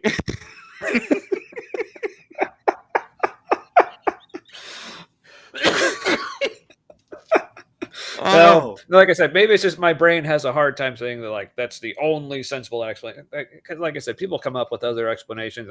Okay, I guess whether they're sensible or not is debatable.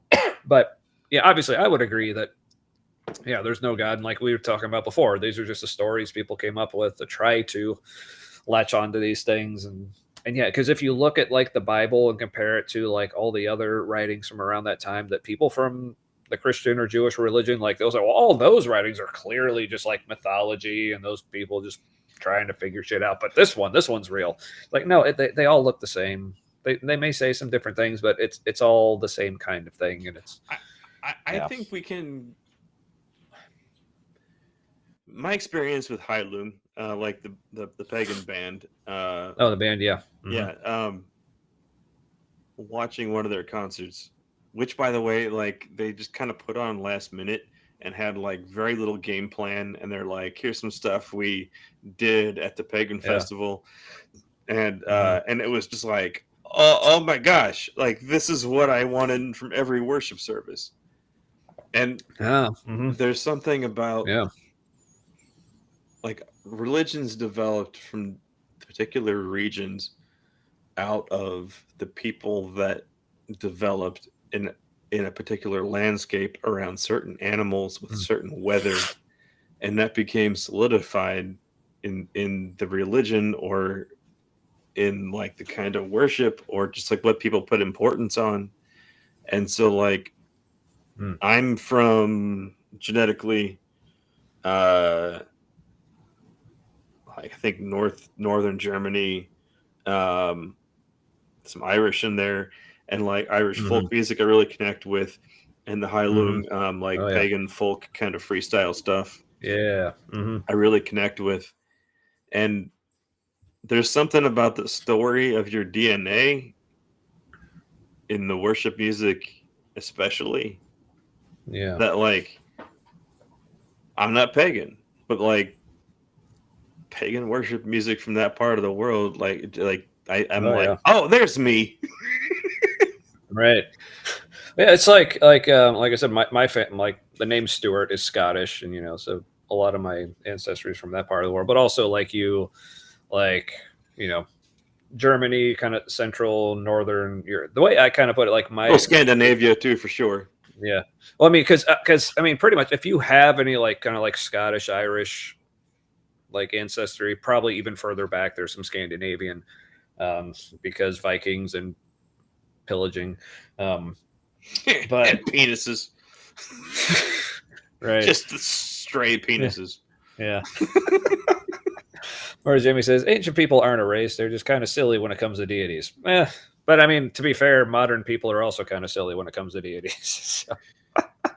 Yeah. But yeah. So anyway, so yeah, a lot of Scottish, at least like in my, the name anyway, and other branches as well. That's why a lot of people find like bagpipes, like just like particularly like grating and like kind of, but like I fucking love them. They're haunting in like the only way.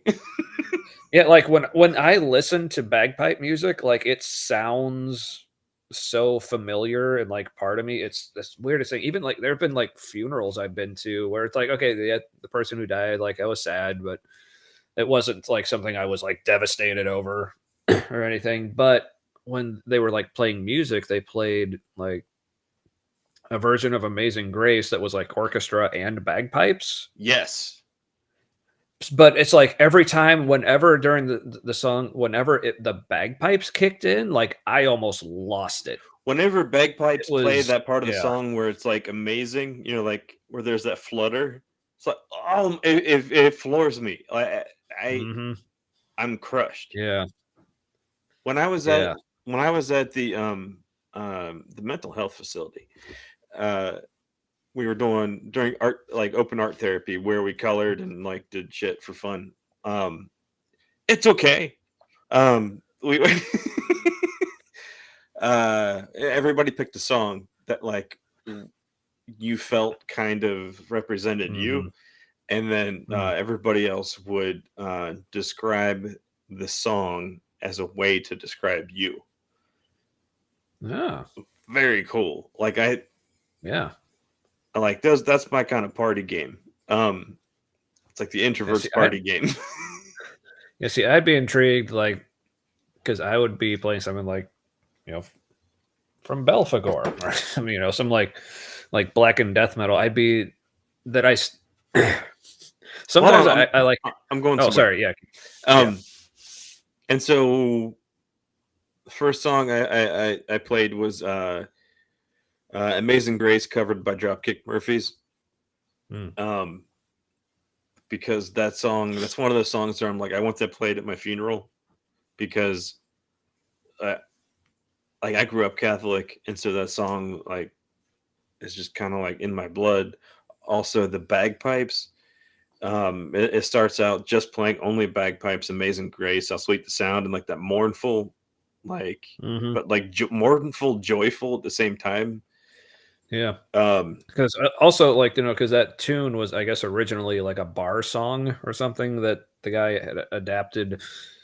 but with it slowed So down, like for yeah. "Amazing Grace," you hear, Hmm.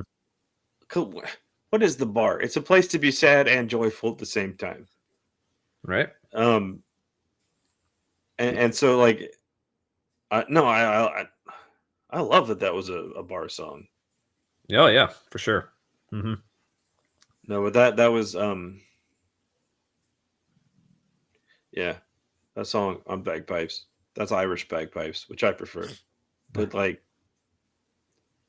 Yeah. And I guess the Irish bagpipes are a little more musical, but like the Scottish bagpipes are just a little more obnoxious. But I do prefer them though.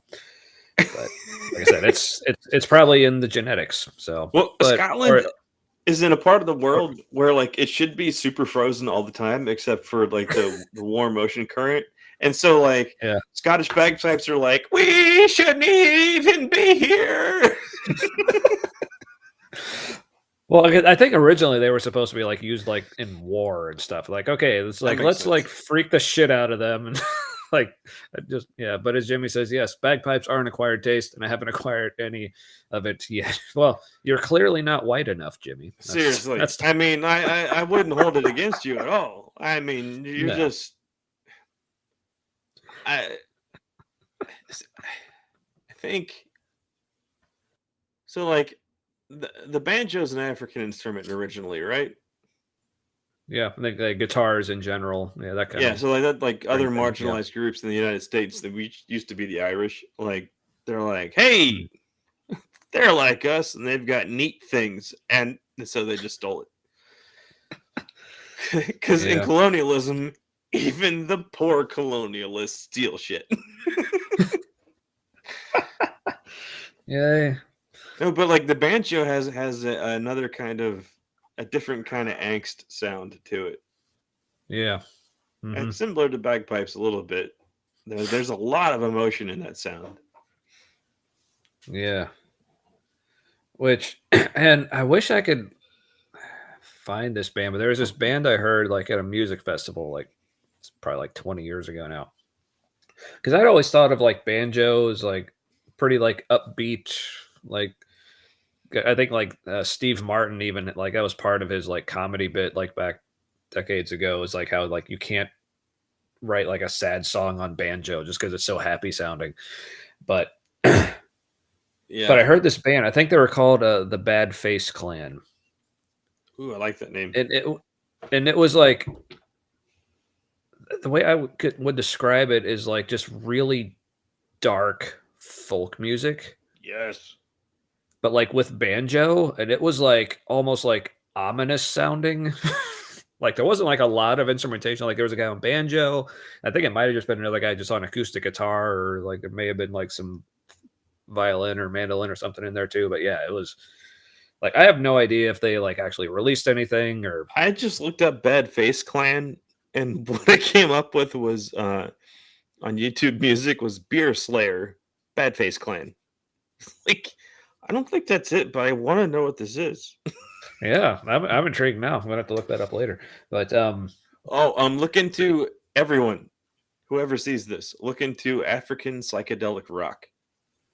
ooh, It is, yeah.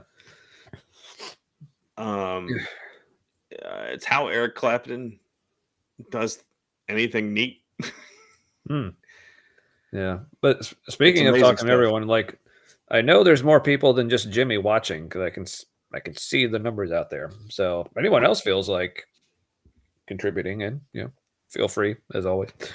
But yeah, Fight so Jimmy in the comments yeah, with caution. Um, because he doesn't care. that's what we love about you, Jimmy. Um, it's like I said, like when because Jimmy was part of our election night live stream last week. It's like one of the things I said on there. It's like one of my favorite things about Jimmy is in all my conversations with him, talking about like a whole range of topics, no matter what, the the thought that has never crossed my mind while talking to Jimmy is, I'm not sure exactly what Jimmy thinks about this because he will let you know with no reservation. So, uh, Yep, so yep, are we yep. still talking about election stuff, or what? How did we get to where we I should have muted that. That was gross. Yeah, I mean, I remember we were talking about maybe it has something to do with like the way some people vote and how like much of their like religion and their view of the world, and they think, okay, this is how it is, so this is why obviously we Oh, need to make the government follow these religious rules that I'm holding. But yeah. This because I is think, this is how I believe yeah, it is. So that's how it is, and that has yeah, branched into like their view of reality. Uh, I think hmm, Republicans and Trump, like for sure, figured out how to hijack religious thinking, and religion is all about like assuming the world is how you see it, pretty hmm, much. yep, Um, yep, and so, like, that's what I've come against talking to people who were Trump supporters was, um, it didn't. I was gonna say it didn't. It doesn't matter. It didn't matter what was real, but that wasn't even a question. Whatever yeah, they thought was real, it was what was real. And so when you were trying to argue a point or say, but he did this and hmm, or is doing this, and you're like, oh, I don't think that's happening. It's like, oh, we're really limiting like the facts that we can work with here, aren't we?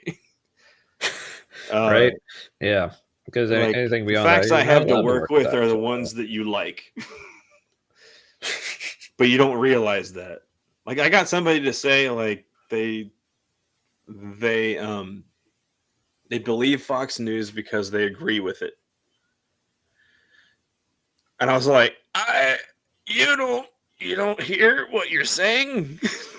It's like you're saying it's bullshit and it doesn't matter because if you agree with it, then that's what's real. And that's when I was like, that. I give up.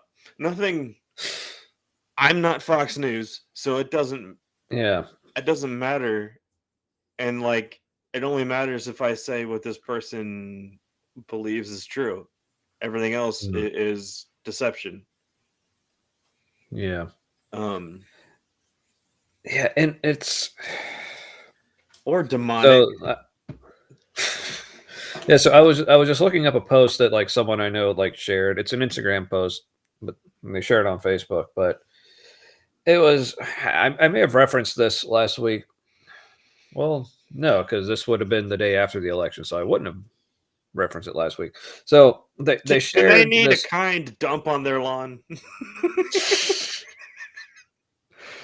The person like the original poster of this, You're like, with perhaps, all due respect. which ain't much at this point, TBH.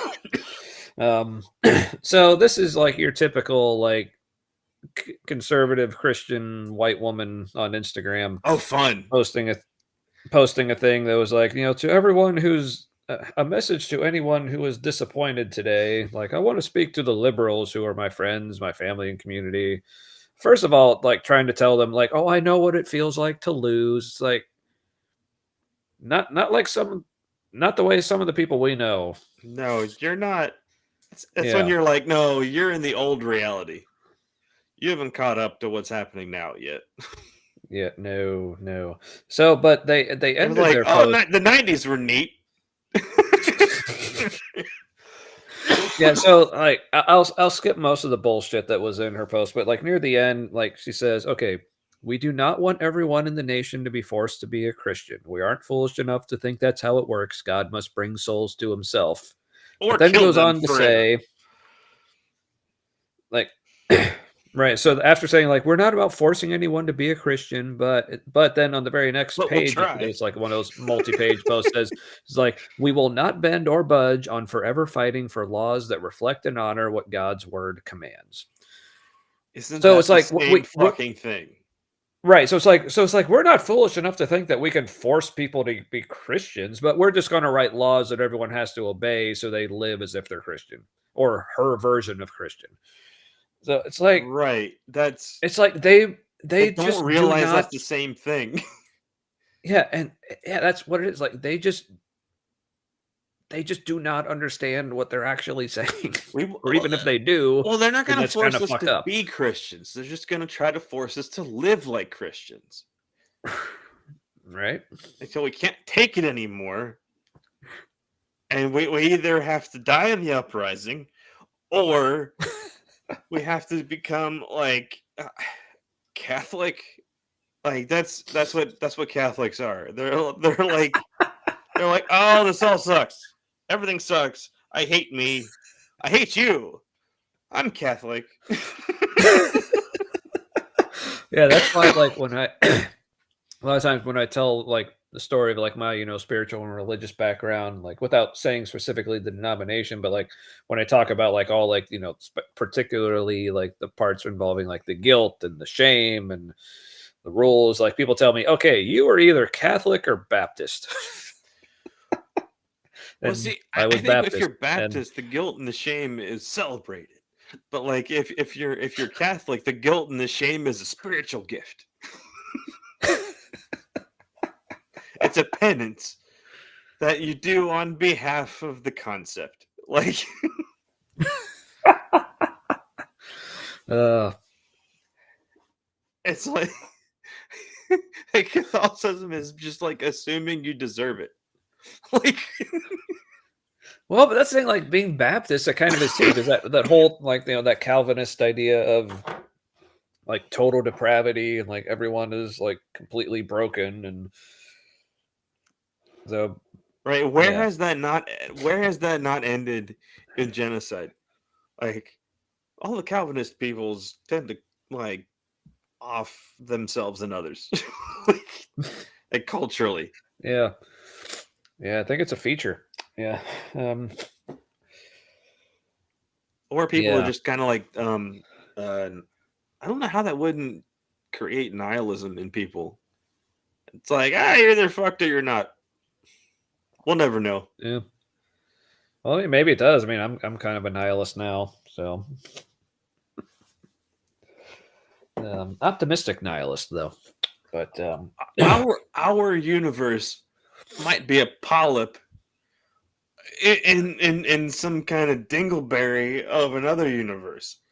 Like our whole concept of scale and what anything is.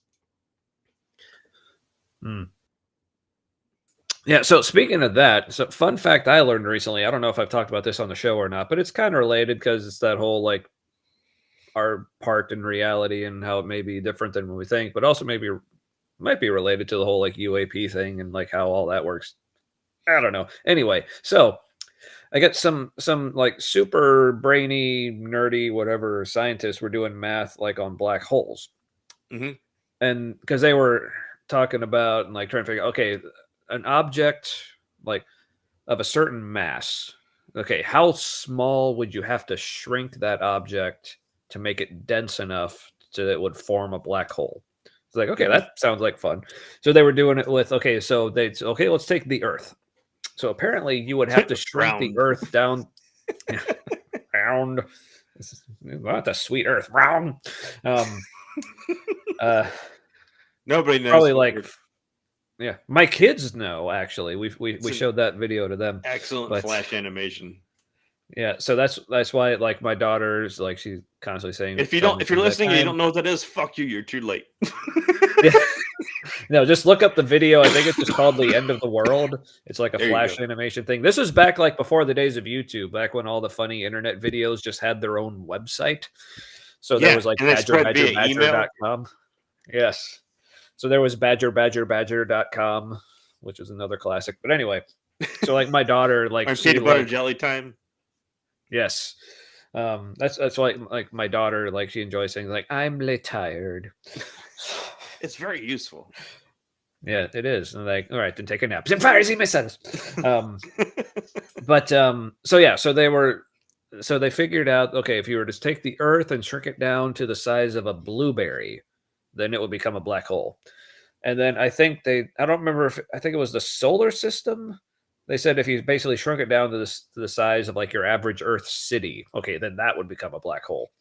So they kept doing those other things. So then they got to, oh, hey, let's do the math on what, like, how small would you have to shrink the entire observable universe to make it a black hole? And apparently, what the math said was you would have to shrink it down to a size slightly larger than the observable universe. And guess what? The universe The appears observable to be universe, slightly bigger than the observable universe. That's what they're measuring now, because it's a little bigger than it should be, or something like the rate of expansion is yeah, it doesn't yeah, correlate but with the size that we can see. yeah, but basically, according to the math, we could just be inside a black hole right now. Yeah, every universe And might be, like I said, a polyp.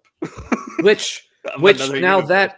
that tracks with the whole idea of like an event horizon and how like light can't escape it. Yeah. So that's why the observable universe is what it is. That's why we can't see beyond it, because Ooh, that latest. separation. But Yeah. because the thing is, like most people when they think black hole, they think something super dense and it's like all like crushing and whatever. But apparently, I guess the more mass, the less dense it has to be. Because I think there are even like black holes that we've observed in the universe somewhere that are like so large, but they actually said the density of those black holes is basically that of like air here on Earth.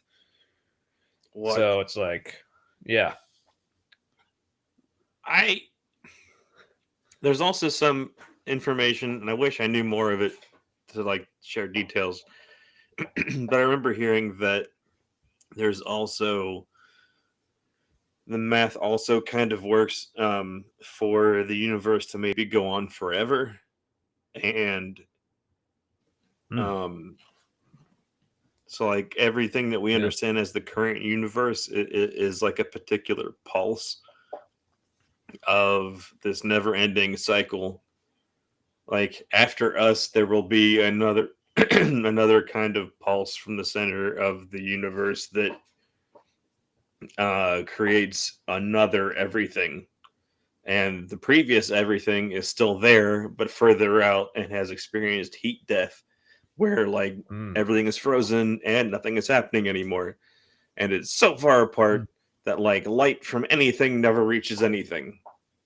That's super sad and depressing, but also probably real, Tommy. Like, yeah. it's like on every level.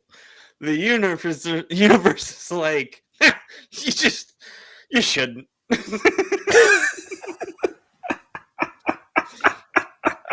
Also, that's how anything cool happens.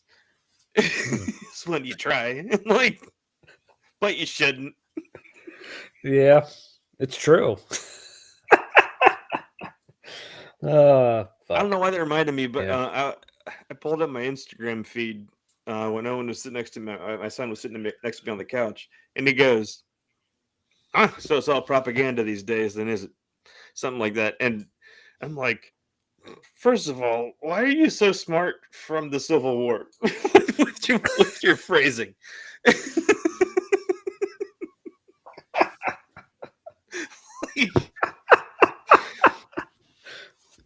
and then I'm like, oh no, it's not. And then I was like, no, it is. It's all propaganda.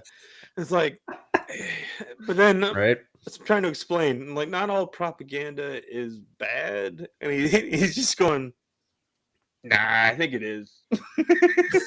It's like, can you hear yourself, old man? No, but that's everything that's on social media. It's propaganda. Everybody is pushing something. It's just we got to sign Does that on to the include next. us? Like we're on social media right now. Are Right. we propaganda? Yes. All that's really happening is that energy is doing a certain thing right now. And we tell ourselves a story about what it is. And right now, there's a little bit of a war happening between like two different versions of the story of what's happening right now. And it's apparently happening all over the world. Incumbents in general were just kind of like just fucked over except in Mexico. And in Mexico, they were very democratic socialist about it all. And they won re-election. Who would have thought Mexico would have gone first into the new great beyond? Everywhere else is experiencing all kinds of turmoil. But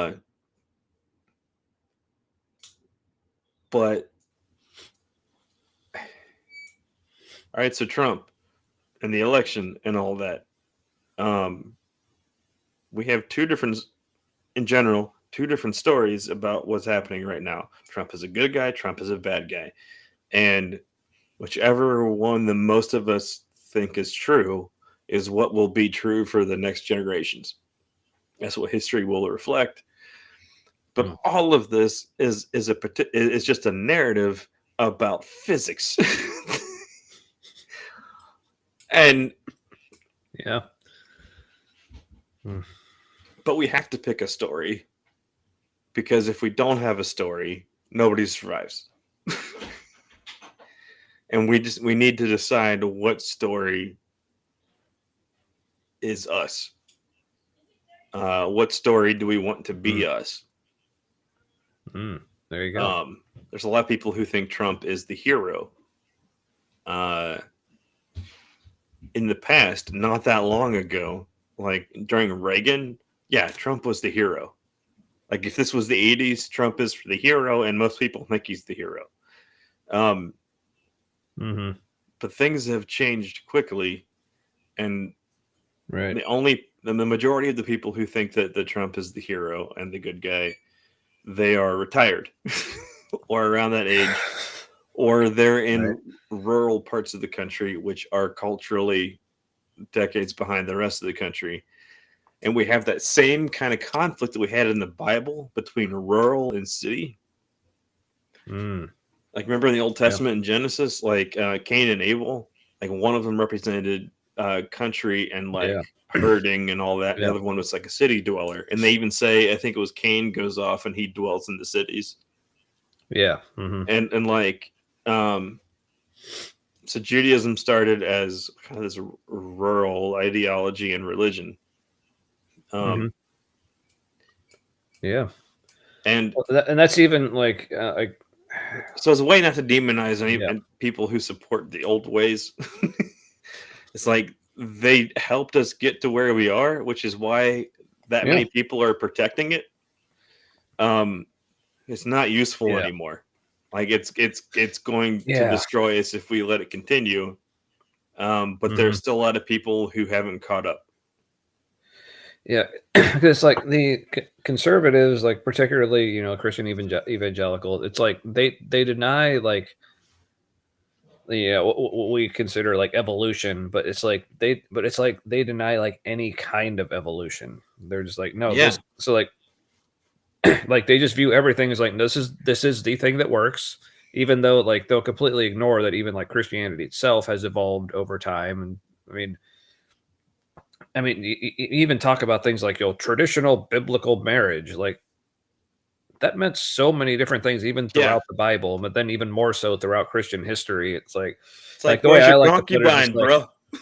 yeah, or the way I like to put it's like, don't talk to me about biblical marriage if you don't even know your daughter's worth in goats. Like, so 'cause I like that's that. like, it's like, what are you doing at this point? I mean, come on. Um, Do you know the exchange rate on your daughter? Come on, man. yeah, right. Like, But don't even talk to the patriarchy if you don't even know how to do your fucking job. Like, or I saw this other meme that said like, yeah, so my girlfriend said that she wanted to be treated like a princess. So like I married her off to another noble in order to strengthen my alliance with France. So, always France. France is a right? wild card. Yeah. hmm But yeah, but so these people just get so stuck in like what they think is the way, but like without acknowledging just how much humanity has like progressed and evolved over time. So, and that's why like so on top of all the bullshit that like is going to happen now because of the Trump presidency and like Republicans taking over like pretty much all the government, at least for now. It's not just all the bad shit they're going to do, but also all the really cool shit that is just not going to happen now. That maybe like the Democrats or like more progressive like politicians would have done. I'm just thinking, things like UBI, universal basic income, like that's not going to happen, or getting at least closer to something along the lines of like single payer universal health care. And this will all happen. I I think that's why what's happening now is because they're trying to keep that from happening. Why are they trying to keep it from happening? Is because it's coming. Mm. Um, Yeah, but I guess I'm not maybe not taking it for granted that it's just going to happen. It's like, but I yeah, just based on what I've learned about like the progression of societies, that will happen. Um, I don't know if me or my kids will live to see it, mm, but like that's where it goes next. yeah. Is Well, but I mean, speaking of living to see it, I mean, the other thing that we would, I was kind of hoping that like I said, I am not a Democrat. I'm not. It's not like I'm totally on board with like everything, even like Harris or Biden or anyone on that side God necessarily no. about. But it's more like if there's of the two parties we have right now, the only one that's going to give us any kind of progress in a lot of the things that are actually important to have progress on, like it's the Democrats, unfortunately. I would say not But anymore. There's going to be substantial infighting if they can't figure their shit out in 4 years. Republicans win again. Like if they can't figure out how to get a plan of yeah, some kind that they can agree on, that right. they still think they lost the Yeah, election because they didn't go far enough right. If people wanted to vote for something on the right, they'll just vote for the Republican. This is right. And it's so simple. All you got to do is pay attention to what most of the people in the country want, and then run on that, and you'll get elected. Like it's never been Right? complicated. But what was I saying? I don't know. Something about like so the Democrats, like they might be the only ones that actually bring us to things. Oh yeah, they're Where- like the only good option. Yeah, at least of the two options. Because like if people want to talk about third parties, like It's gonna be a minute. talk to me when they like as Derek was talking about last week, like talk to me when they start showing up in like local elections and not just every 4 years for the presidency. We But did have a Green Party candidate for Deer Park City City Council, which was like they had no hope or prayer of getting elected. But I was super impressed they ran. yeah. I mean, I remember at least on my ballot there were some libertarians on there for a few things, but The libertarians are kind of like people who right now they strike me as kind of like Hogwarts. How's that? It's like a bunch of people who think their ideas are magic. Yeah, and I will say that as a former libertarian myself, like there's still a lot like in the ideology I can kind of identify with or Right, empathize but with. But if yeah, you've seen like video of the libertarian convention, it's like, what are we even doing here, people? There's some Nazis over there, and there's potheads here. Yeah. But where was I going with the whole like Democrats being seem like the only ones that actually, if we are going to get anything more progressive, obviously it's from the left, and the Democrats seem to be like the representatives of the left right now, which is kind of disappointing. But where was I going? I don't know, but I'll say of the few people watching, try like if any of you remember, let me know in the comments, please. I think the only way that the Democrats start to become a player and moving us towards the actual future is if they start to adopt a lot of policies from the Democratic Socialists and from the Working Families Party and the Constitution Party. Like become kind of like a conglomerate of all of the ideas from the third parties that kind of agree with each other. Because there are a lot of third party ideas that they have a different nuanced take on the same kind of thing. Like they're not in super disagreement about how to solve a problem. Like the Green Party is actually has a lot in common with the Constitution Party. In like respect for documents and the law, and like if we're going to change things, then we change things legally according to precedent, and instead of just going, ha, our stuff now, sign an executive order. Yeah, it seems like to me in a lot of ways, like the Republican Party is maybe the most unique in how regressive it is. Like the Whig Party? Oh, not that good even. But it's like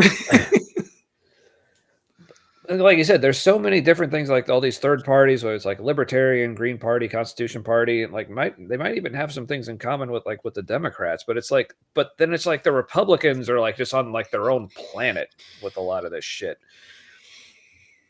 Because it's like at least on paper, like officially, obviously in a lot of ways, like we said, I don't agree with all the people who say like Republicans and Democrats are like exactly the same thing, because they're not. But I think the differences are stronger on domestic policy. Foreign policy, okay, I can kind of go with you there. Not as much of a difference. It's like no matter who's in power. they're both still controlled by big money, to whatever Yeah. extent that influences goes. Yeah. So, but at least like on paper, anyway, it's like for the most part, it's like the Republican Party is like the only one that is just like full throated, like, yeah, we're gonna blow people up because it's what we're supposed to do. Like the Democrats, like they still end up blowing people up anyway, practically, but they at least give lip service. Maybe this isn't the coolest thing to do, but we got to do it anyway. But like the Republicans, no, this is awesome. But then like all the other parties, like Libertarian, Green Party, whoever, they're like, no, we should stop blowing people up everywhere. But I've heard this several Stuff like times, that. and it's totally useful. So Malcolm X described uh, Democrats and Republicans, and he said that Republicans are wolves. You know what a wolf is about. Like, it's just clear. They're just raw aggression, and he said, but the Democrats are like foxes because they come at you with a grin or a smile, um, and they kind of hide Yeah. what they're about.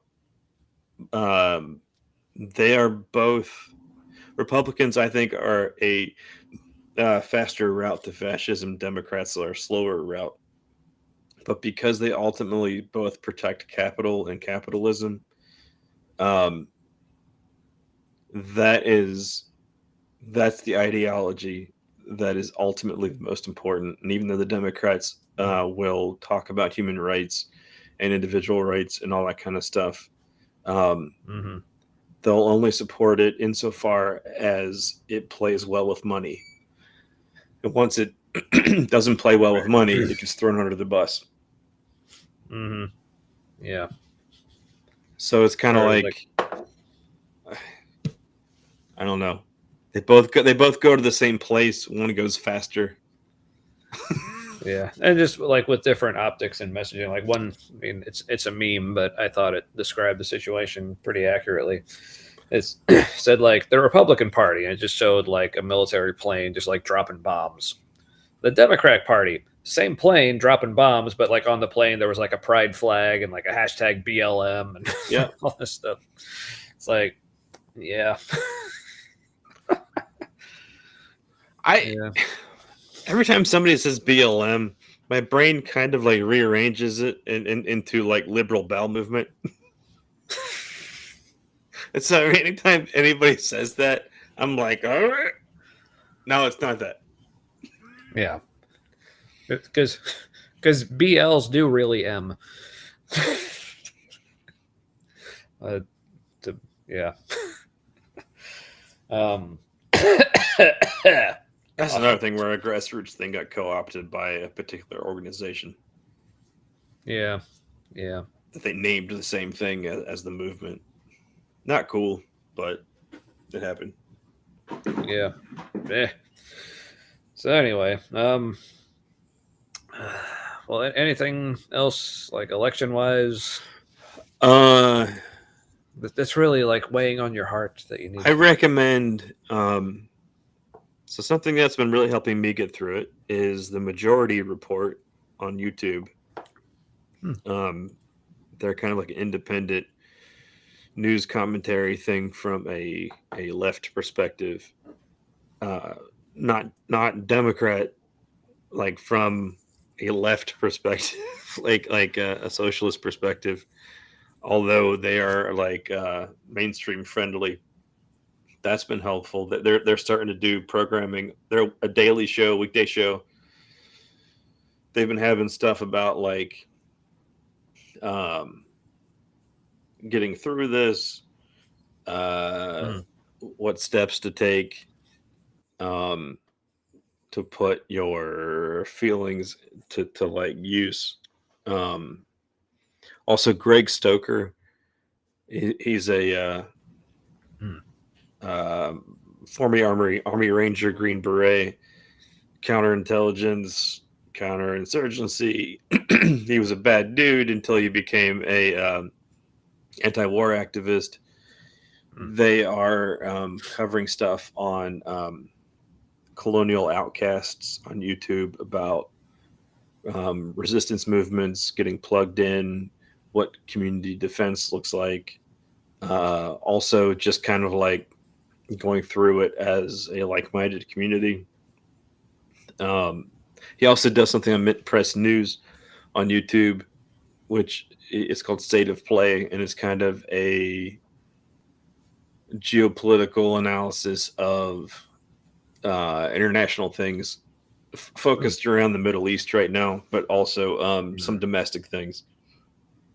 Uh, it's been, Always with the Middle East. yeah, Yeah. it's been encouraging to know how many people are working to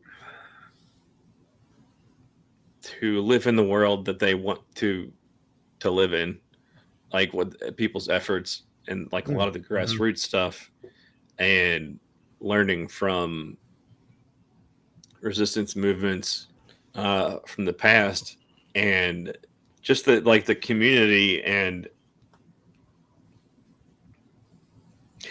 anytime an ideology in history has, I don't know about any time, almost every time in history where um, people who follow a particular ideology have tried to impose it on a population where it previously was not like the mainstream thing. Anytime they've done that, in the process, they've killed their ideology. Mm. So, what we're watching right now is the death of Christianity in the United States as a like Yay. geopolitical entity. Like it'll still be around, but like it's not going to be a thing. Yeah. We're watching everything Uh, that's dying try to hold on desperately, uh, right. but it's dying. It can't hold on. um, Yeah. and But in it the can drag a lot meantime, of stuff down with it, though. yeah, and in the meantime, we're seeing like the community replacement for that start to grow. Uh, Hmm. like people getting involved in like book clubs to like connect with other people, and everybody's like, how can I help, trying to find ways they can help, and in creating something if there isn't something. And um, Mm. while trying to destroy something, the right is creating the environment for it to flourish and take over. uh, Mm. it's if Harris won, what we're going through right now would have been like it just would have been put off down the road. Mm. Um,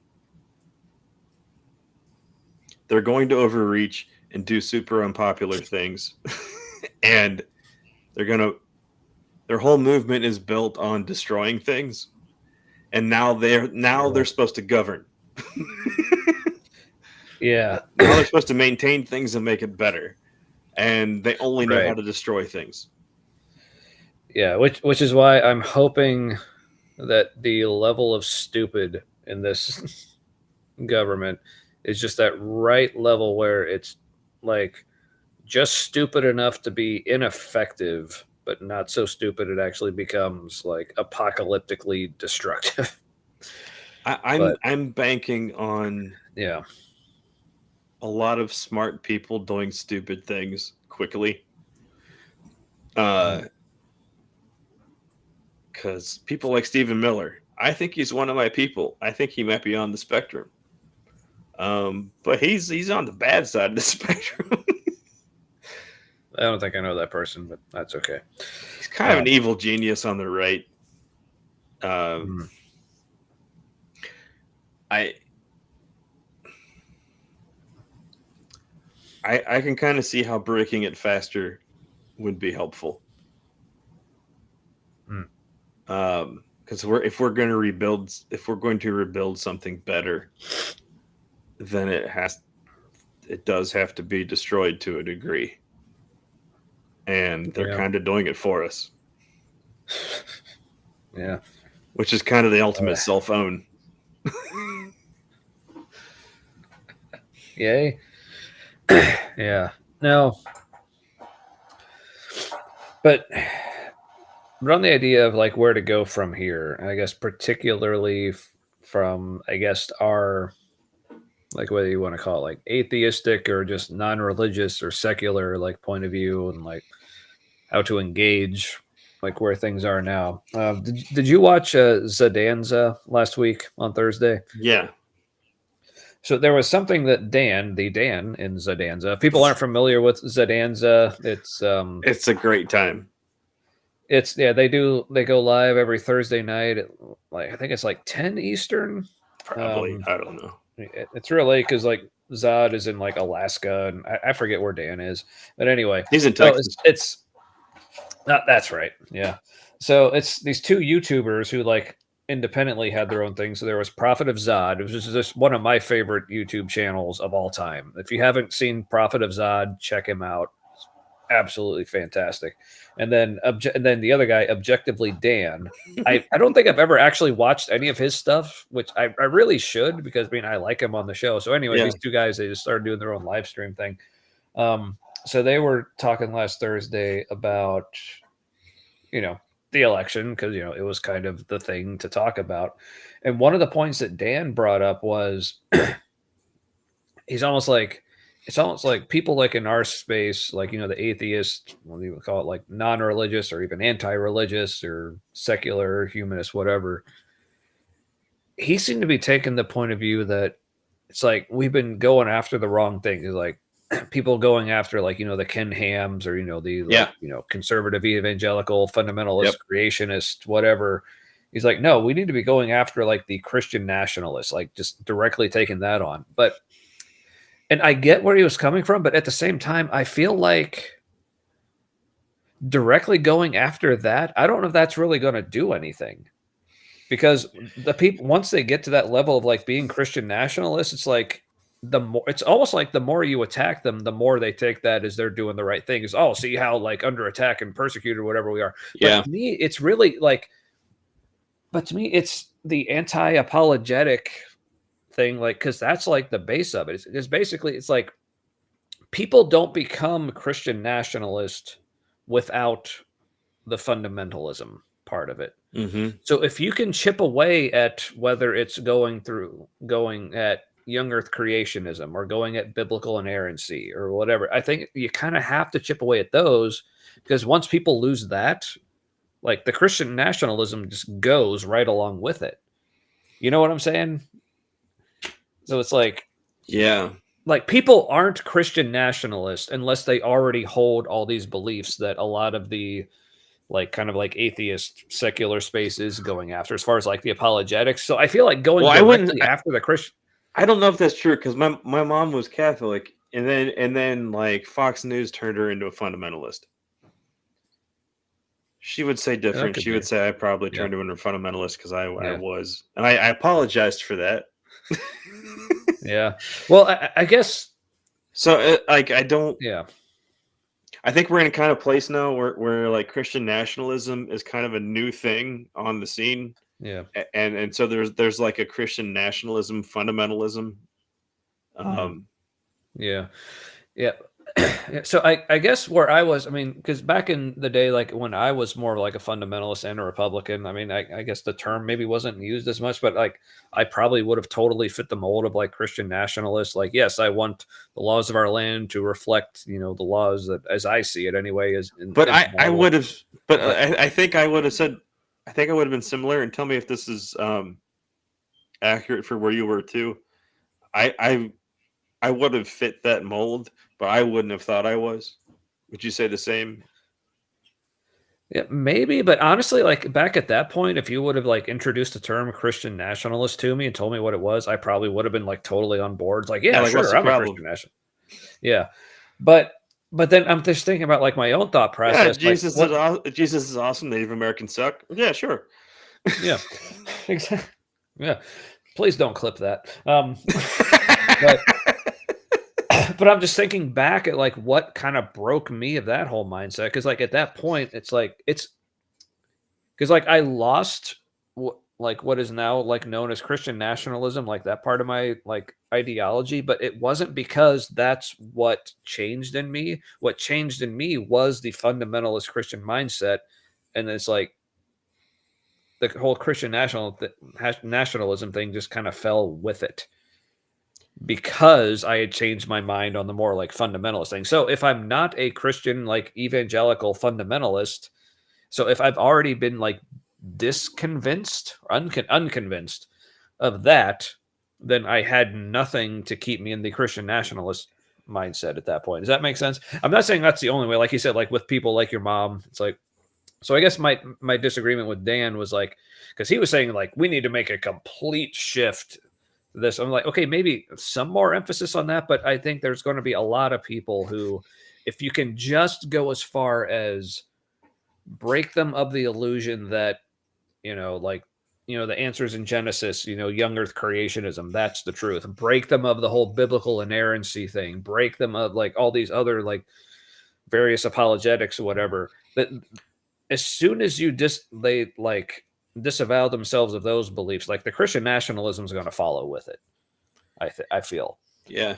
I kind of feel like part But of what he was saying, like he yeah. and Zod had been talking about feeling a Mhm. little like burnt out on the content they Yeah. had been doing. And I Oh, think it's sure. just Yeah. like they had moved past, like they had kind of moved on, and so like the people that they're able to, people's lives they're able to speak to, um, w- are now like closer to where they currently are, and so their old material wasn't really where their heart was anymore. So I Mhm. took that as Yeah. Dan kind of being like, maybe this is the thing that I'm into now. Um, Oh yeah, yeah. Like I said, I'm certainly not saying like no one. Yes, please, people like go after Christian nationalism because that's yeah. But I think but I think yeah, you're right. You got to go at like I the said, foundation first.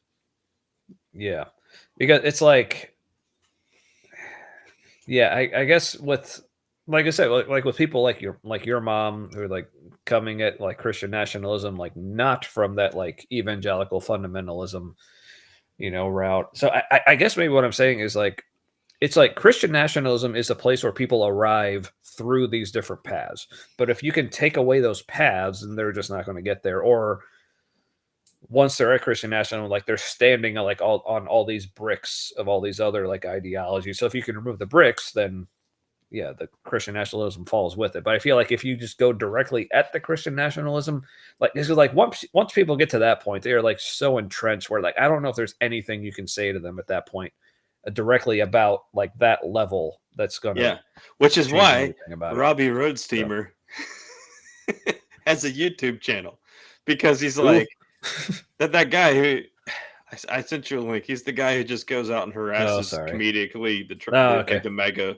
Yeah. protesters.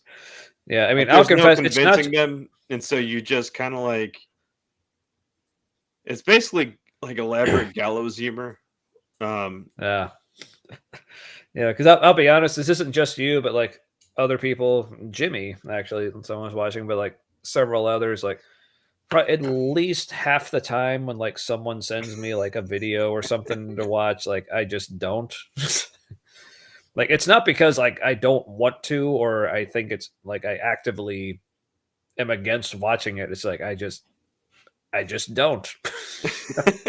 So sorry. Is there a little bit Yeah. when, because somebody sent it to you, you're less inclined to watch it? Is there a little bit like that's a demand avoidance thing? I get that. I'm like, well, now you sent it to me. I don't want to watch it. I don't think that's it. I think it's really just like I only actually watch videos like at very specific times. Like it's like I Oh, have okay. to be in the right mindset to watch a video, and usually that's like when I'm working. But like when I'm working, like I have like a whole like YouTube subscription list or whatever that I'm working through. So I was like, oh, Yeah. one more thing to try to like. I'm already backed up enough as it is. Yeah, So but basically, he shows up and is as yeah, ridiculous as they're being, but nice. in a very different way, in a way So that what's lampoons what's it called again? Robbie Road Steamer. Robbie Road Steamer. Okay. Rumor is he used to be a DJ, like a well known funny DJ in the Boston area, and now he is kind of his character in a way. Like the character he plays is ridiculous, and if you look at his tattoos, he's got like a giraffe and like he's just a random person, or he's like, that's dumb as shit, tattoo it on me, and and so that's also kind of what he does. He is a kind of a Hulk Hogan persona, and he usually has baby oil with him. One of my favorite things Because is of when course. Yeah. is when he has baby oil. He's wearing like a fake like fur fleece vest and like a red hat and like crappy Oakleys from the 90s. And he walks up and it's always retired people.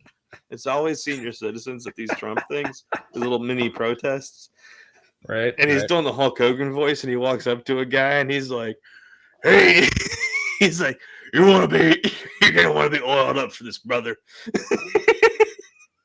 And he just starts, "I want to get a little baby oil on you," and he starts singing karaoke, but like with mega lyrics, and people initially think he's one of them, and they're like, "Oh no, he's just roasting us." Oh, it's beautiful. Something about taking it in the MAGA hole.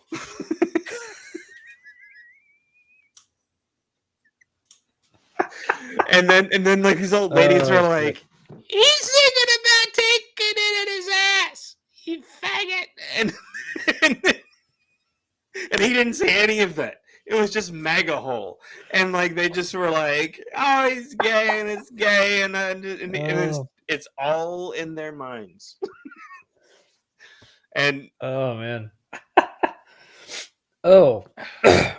like walking around in like leopard hot pants in a thong, the thong sticking out above the leopard hot pants. So I just had a realization Uh-oh. about that whole like why I don't watch like all the videos that people send to me. I think a part of it is that I feel like okay, someone's sending me a video to watch, so it's almost like I feel like a pressure to react to it. Oh, how But very knowing autistic of like you. right? But I feel like in my mind, like I'm just afraid that okay, they sent me this video and I'm gonna watch it, and either I may just completely dislike it or disagree with it, or I may just literally just have like no reaction to it. But I don't want to tell them, yeah, I don't care. Well, just so you know, Yeah. when I send you things, it's just so I'm like, "Hey, Tommy, this exists. Have a reaction." like the Robbie But I Roadsteamer don't guy. always. I'm like, Tommy's probably gonna hate this guy. But I enjoy it. He might enjoy it. I think he should at least know it exists.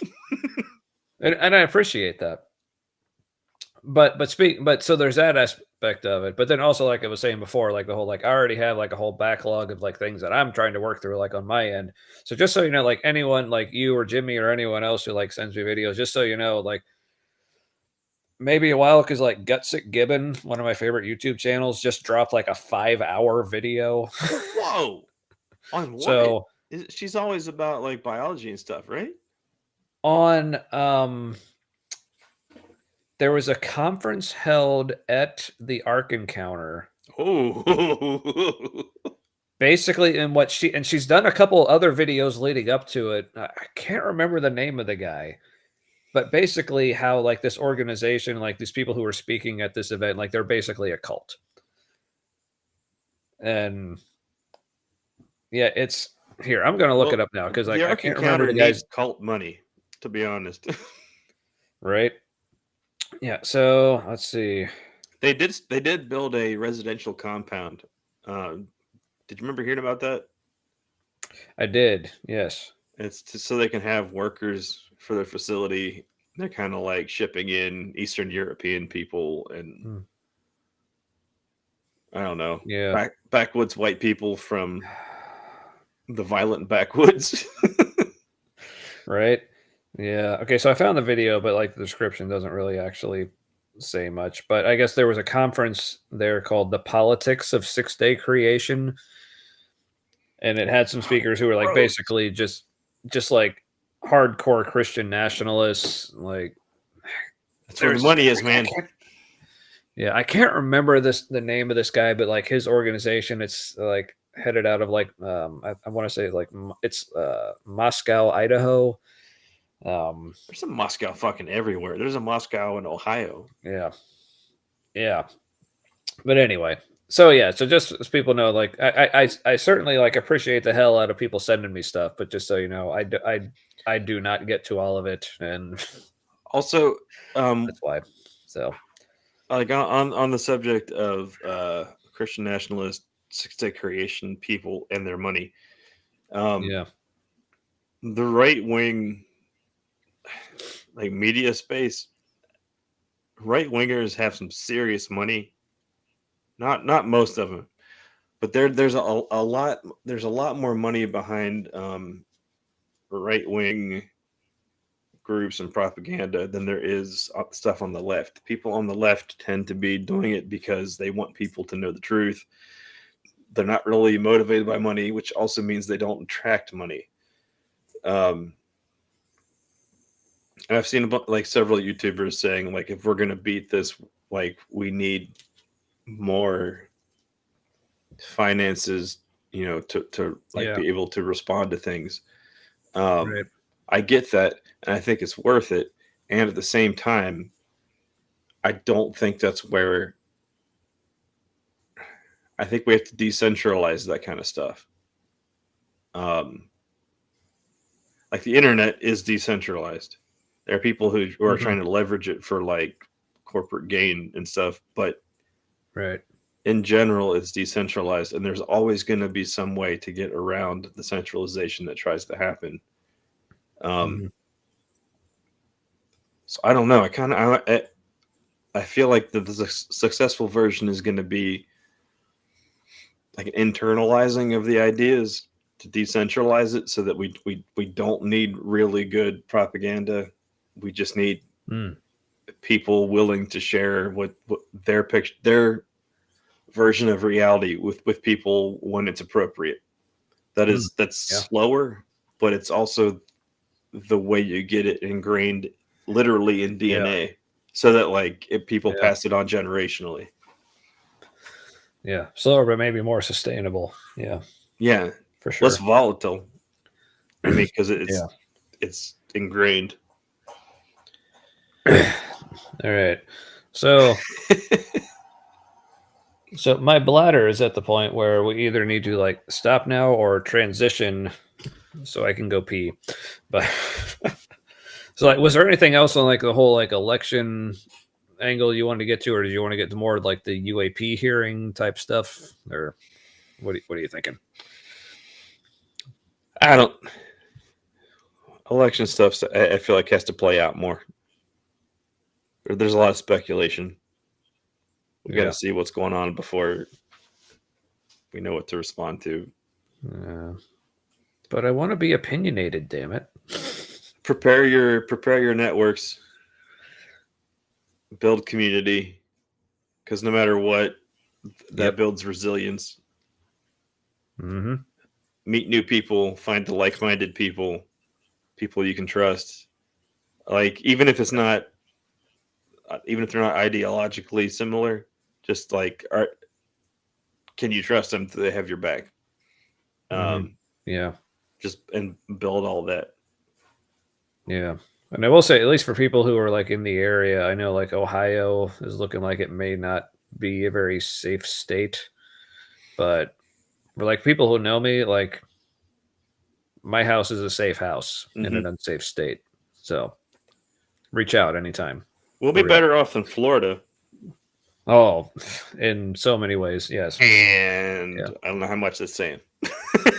Right. It's kind of a low bar. Like this is like William Lane Craig levels of like low bar Yeah, for an Ohio. We're not organization. Florida. We kind of want to be. Well, I mean, a lot of Florida is former Ohioans. Like True. that's why like for people who are familiar with Cincinnati and our chili scene, like Skyline Chili exists in like southwestern Ohio and Florida. Yeah, Tampa. There's a Yeah. weird amount of Cincinnati people in Tampa. Hmm. Yep. So anyway, all right. So was there more on the whole like UAP stuff you wanted to touch on, or It's just the beginning. We're not alone. There's non-human intelligences, at least two, probably more. There is kind of like an internal Cold War in the U.S. government between. This is what I gathered from the hearing in a little statement. yeah, The State Department seems to be against working. The State Department seems to be working to get information out that the Department of Defense is trying to hide. Right. So here was like the subtext to my question on that was All like, right. are you wanting to get into that like as another topic, as in like here you start talking about it while I go pee? Sure. Or, I'll talk about it a little okay. bit. All right. I'll be right back, everybody. Okay. So, I've been following the topic for a little bit, and the hearing today was kind of boring, kind of a snooze fest, and at the same time, there were some like small little bits that came out. Stuff about Lockheed Martin is now on the record. Lockheed Martin is definitely hiding things from the U.S. government. We are almost definitely going to have more hearings where more information is going to come out. I think what I heard was they're looking to do something kind of like the Warren Commission. There is a lot of information that's going to come out slowly, but get used to the idea that we're not alone. There are other non-human intelligences, beings on Earth that are more advanced than us, and based on their technology, we continue to exist because they allow it. Which has a lot of overlap with some like theology God stuff, because that's like what we thought God was about. But yeah, we kind of live in a zoo. We're not at the top of the food chain. And the top of the food chain is in charge of whether or not we continue to exist. And that's probably always how it's been.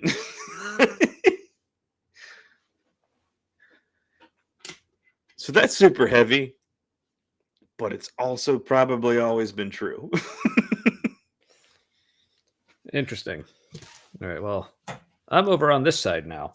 So, dude, what the craft can do, where they can like go from orbit and slam into the ocean without any friction, any splash, in like a fraction of a second.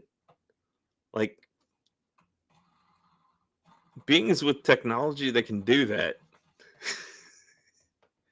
It's like, yeah, we exist because they said okay. Like, that's, if we're sharing the space, that's what's happened. yeah, or they just haven't figured out how to get rid of us yet. Right. That's why Puerto Rico still exists. Unfortunately, not for Puerto Rico, but unfortunately that's the reality. The reason why Puerto Rico is so fucked over, but like still exists, is because the U.S. like allows it to exist enough. It's hideous, and that's also what's happened. Yeah. Yay. So it's similar to that. Like, it's like, take what's been real and just make it bigger. That's still real. Woo. Yeah, so I watched the hearing today, and like I said, like pretty much all I know about the entire situation is just like what I've heard from you. Yeah, I'm still at the point where it's like I just have no idea what to think about any of it. It's one of the things like, yeah, if it's true, yeah, absolutely, that's like huge. And no, it's totally true. They said, like, all these people said under oath. Like, there's like a layer of denial that happens because it's totally beyond any kind of paradigm thing we've had. Yeah. No. There are non-human intelligence. We have recovered their craft, and we're trying to glean from it. Yeah. No, but again, like with anything, the like the skeptical side of me is saying like, okay, well, people said a lot of things under oath. So to me, like that doesn't necessarily like that's not my threshold, I guess, is what I would say. But no, I'm obviously I'm on the same at the same time, like I'm not automatically dismissing all of it. I'm just like, I guess I'm just at the point where it's like I'm just waiting until like the actual like evidence does come out, and if it's there, obviously, I yes, please let it come out so we can see it. But I maybe it's just The a function reveal is a of like, process, and what I've mhm, noticed is people who have said the same thing that you said, like years ago, they tend to kick the can down the road. Like they'll say, "Well, I would consider it disclosure when this happens," and then that happens and doesn't feel like disclosure, and so then they like kick it further down the road.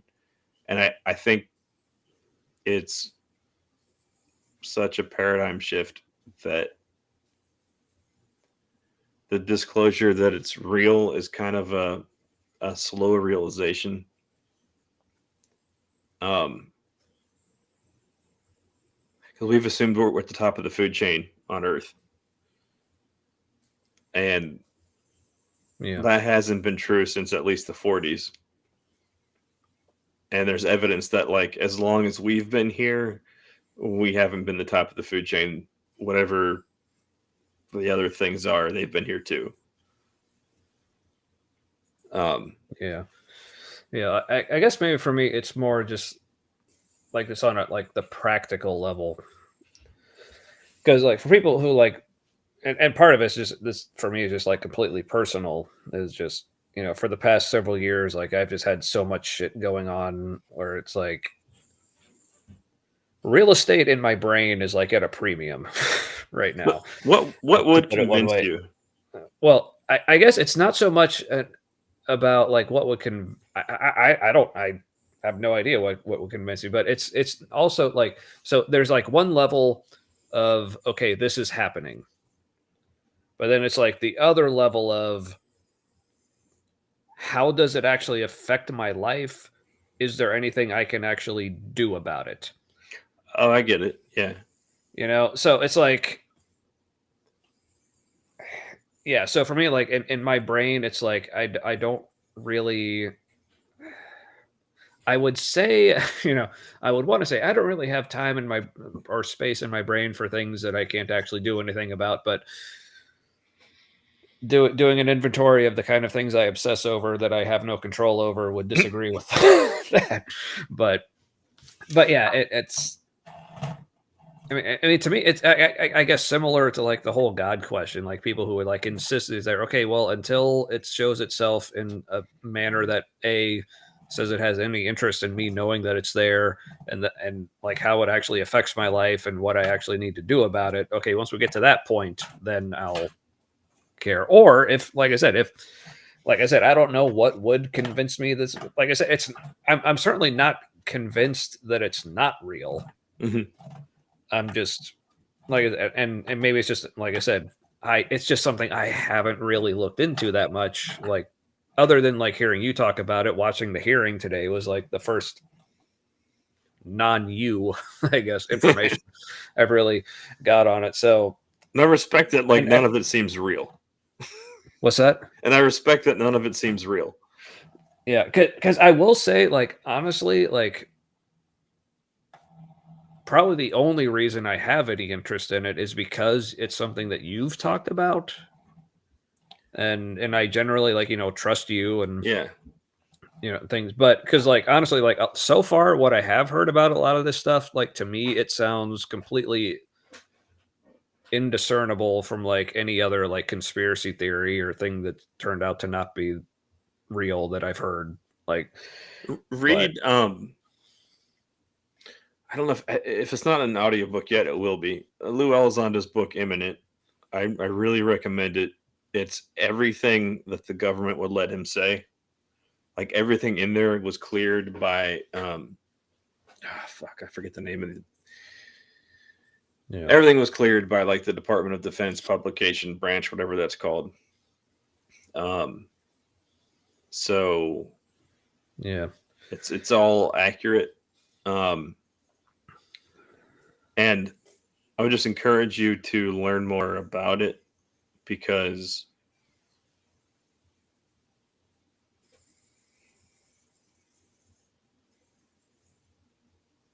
it's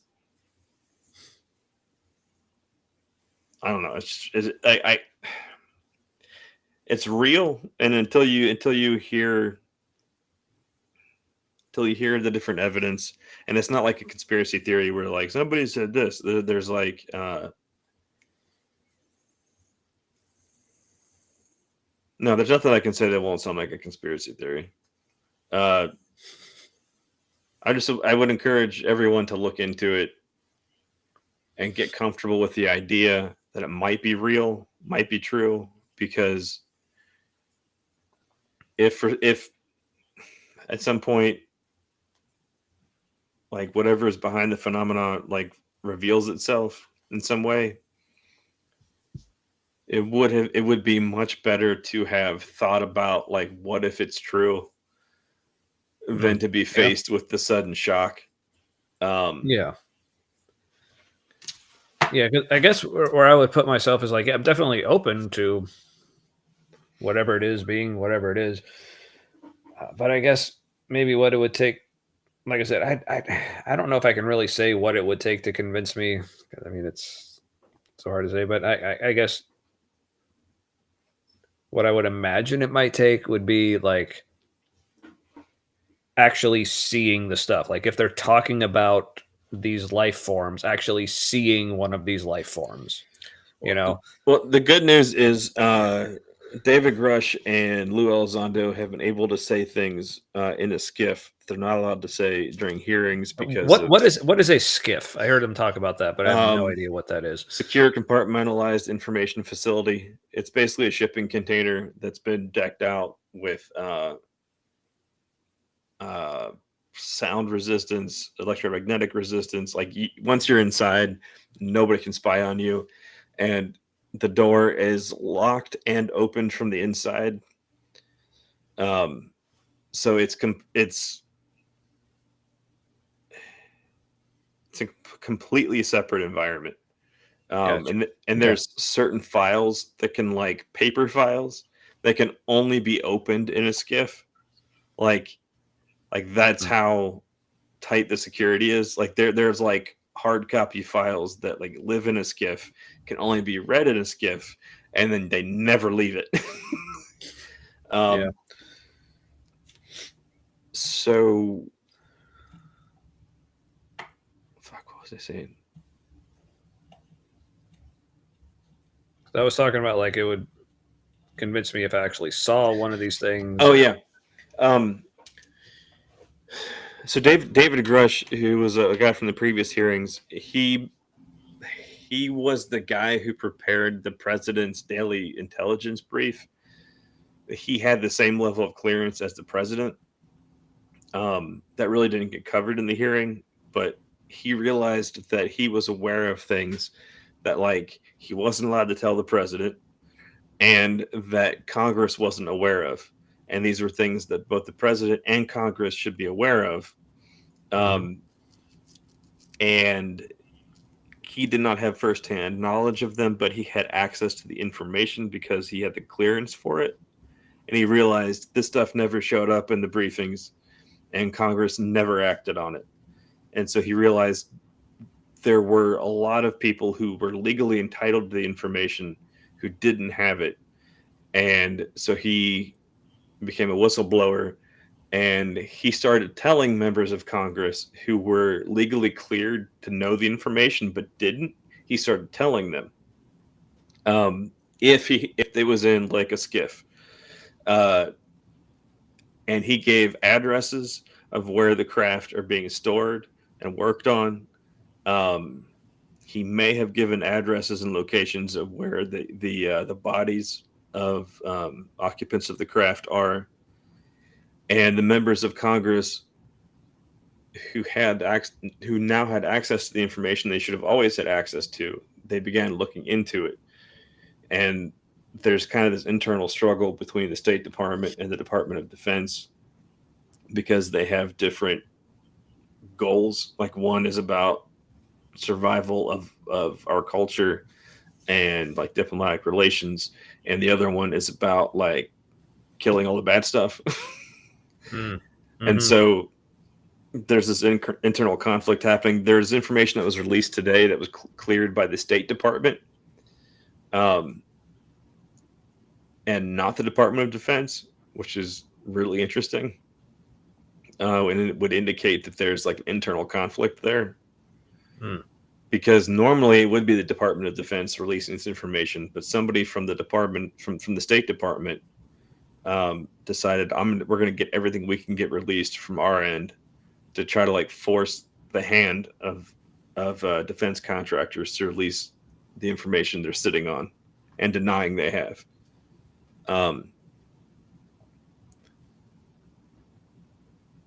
So somebody is looking into the physical evidence, and I think the public will find out about it as we're able.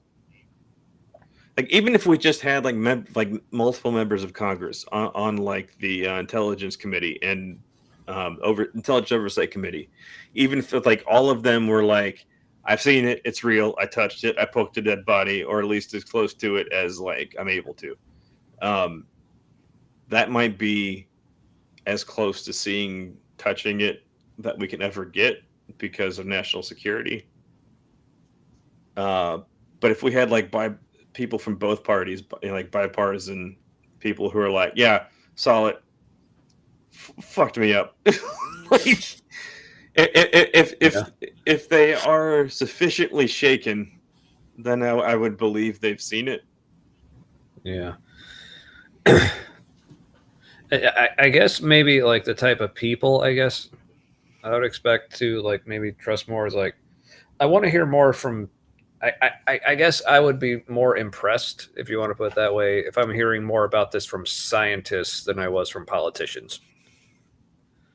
Yeah. Okay, there's Gary Nolan, Jacques Vallée, Hal Puthoff. Those are three names. Those are scientists. Hal Puthoff knows more top secret shit than anybody will ever know, probably. He would be a supervillain if he wasn't one of the good guys. He's like Brainiac. But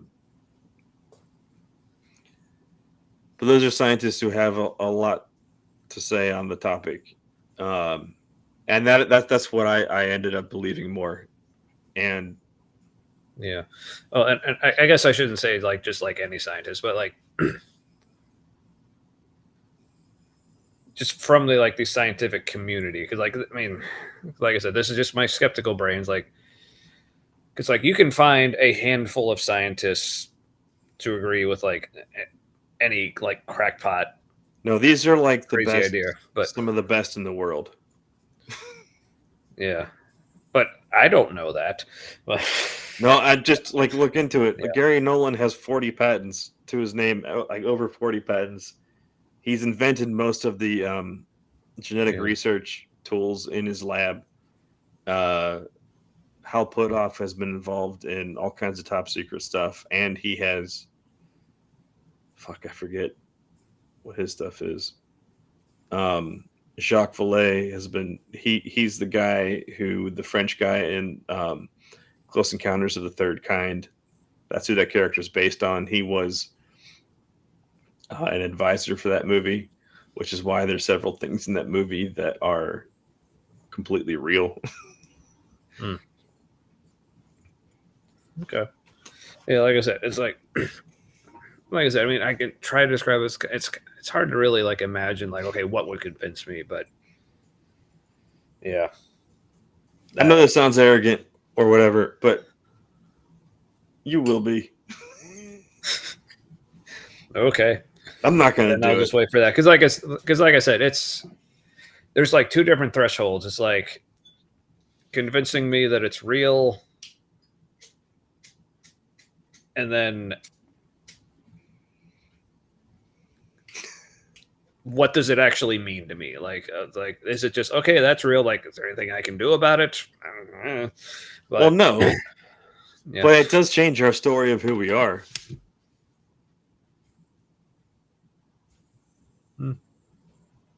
Well, yeah, I mean, it's one of the things, like, for sure. Like, if it is real, like, I mean, I just like knowing interesting, true things. So yeah, on that level, yeah, for sure. But it yeah, kind of but like, changes everything, changes nothing. yeah, it's like, but like also like when it comes down to okay, like what am I going to do tomorrow? Where am I going to go? What am I going to do to pay these bills? What's going on with work? You know. Well, it's Like, kind of like what if yeah. you found out tomorrow that God is real? Like, what does that change? Like, a lot, nothing, kind of both. Yeah. So, yeah. But I guess with these things, it's almost like finding out like we like discovered like a new species of animal, like a new kind of Right. elephant or a new kind of tiger or something. It's like, okay, well, does this thing want anything from me? No. Oh, it's cool to know it's there. I'll probably learn more about it, but It has a strong interest in our nuclear capabilities. It is able to remotely turn on and shut off nuclear missile launch sequences. There was a treaty between the U.S. and the Soviet Union. Maybe it was Russia. Doesn't matter. Between like those two yeah. countries, where because that was happening, they had an agreement where if one detected the other's stuff had turned on, they would contact them first to make sure they had done it. And these were remote systems that like are not remote systems. These are standalone systems that did not have remote access, and something remotely turned on something that needs like physical switches to be flipped to happen. And it happened. Like nuclear silos being turned off or turned on. There was at least one thing that I know you're like, oh, I don't know if I believe this, but there was at least True. there's at least one instance where I think it was a Russian nuclear weapons facility. They went into launch sequence, and the U.S. was like, "What the fuck?" And the Russians were like, "No, no, it wasn't us." It's like we're trying to turn it off. Yeah. And then honestly, like, it was turned off, like, not by the Russians, but by whoever turned it on. Yeah, because I'm like where my brain is going, like with all that stuff. Like you say, well, this happened and this happened. My brain's like, well, how do we know that happened? Yeah, People who would get shot if they're lying said so. but how do we know they would get shot if they're lying?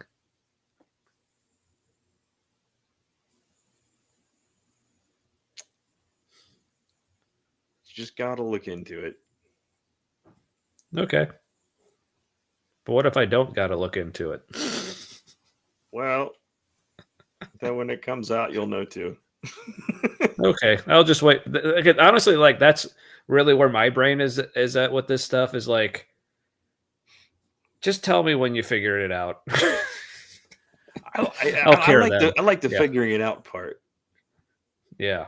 Yeah, because like I said, this is one of those things, like, I just, like, my brain is just, like, in so many other places, like, I am because here's the thing, like, if this is true, I am absolutely interested, like, but it's, like, where it is right now, like, my brain just has no idea what to do with any of it, so I'm just like, "Just let me know when you figure it out, then I'll be, like, super interested and want to know absolutely everything about it," but, yeah.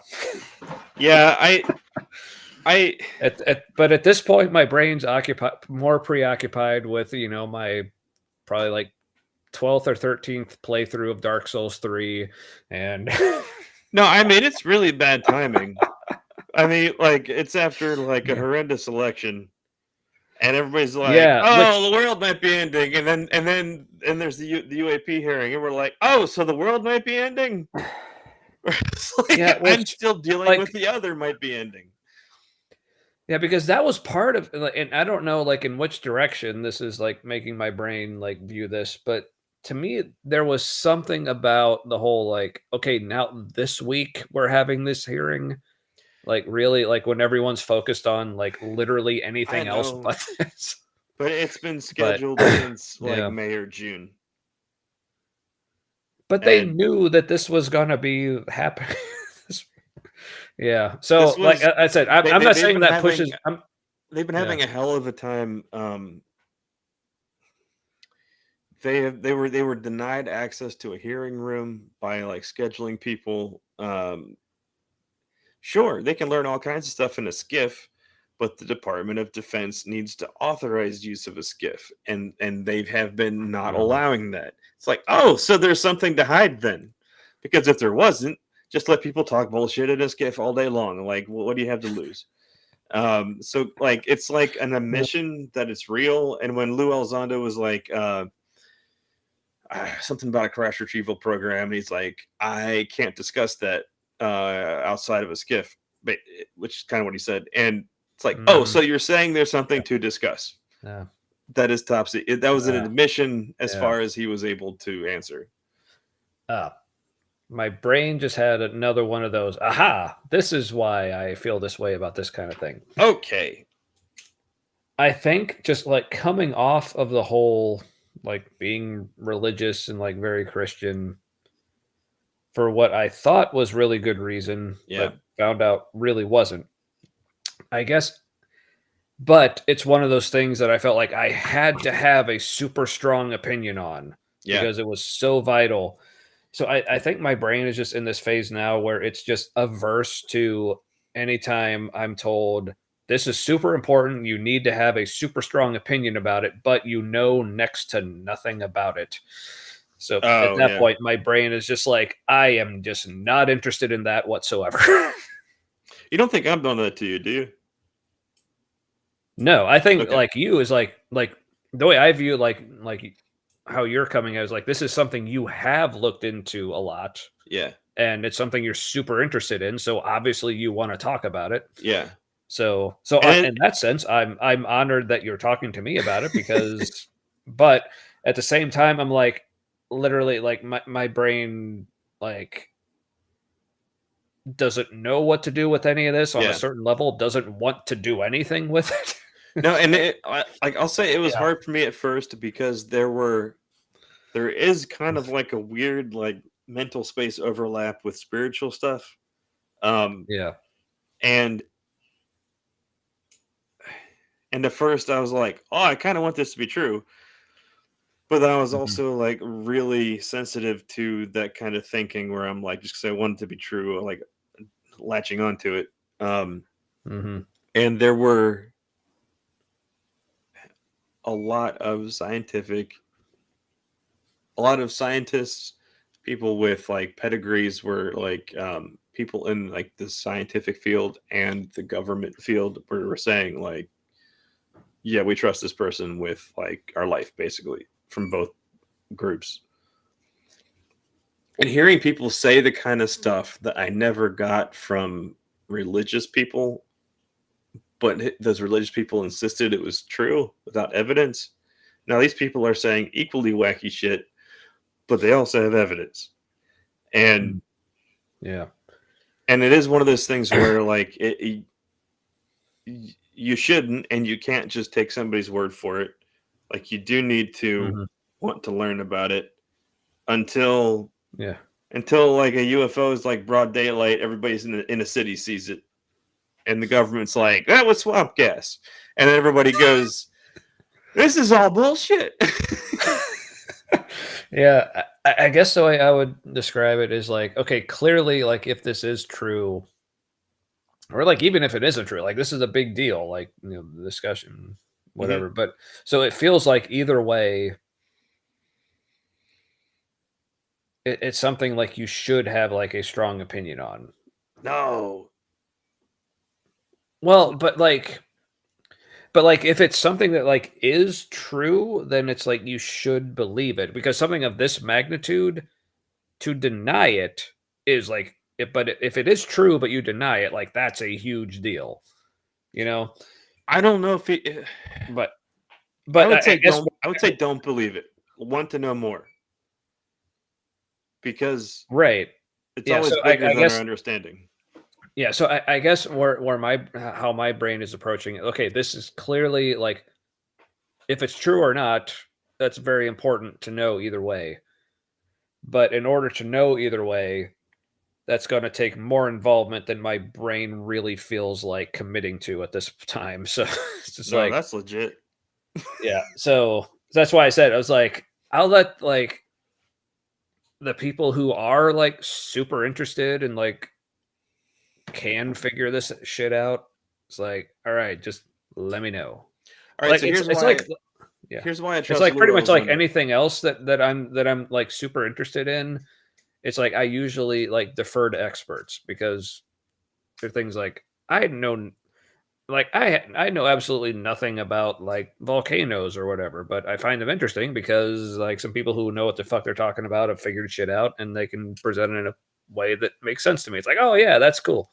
So I guess I'm just waiting. Okay, all you like ufologists or whatever, like scientists or whatever, like once you got this shit figured out, let me know. Then I'll be super into it. Yeah. here's some. Here's something I found out about Lou Elizondo. Um, Hmm. he was GS He, 15, which he seemed like an interesting guy. I realized today, like watching the hearing, that's actually the first time I've ever actually like seen him and like heard him talk. yeah, So like, yeah, that was cool. I Yeah. highly recommend his book.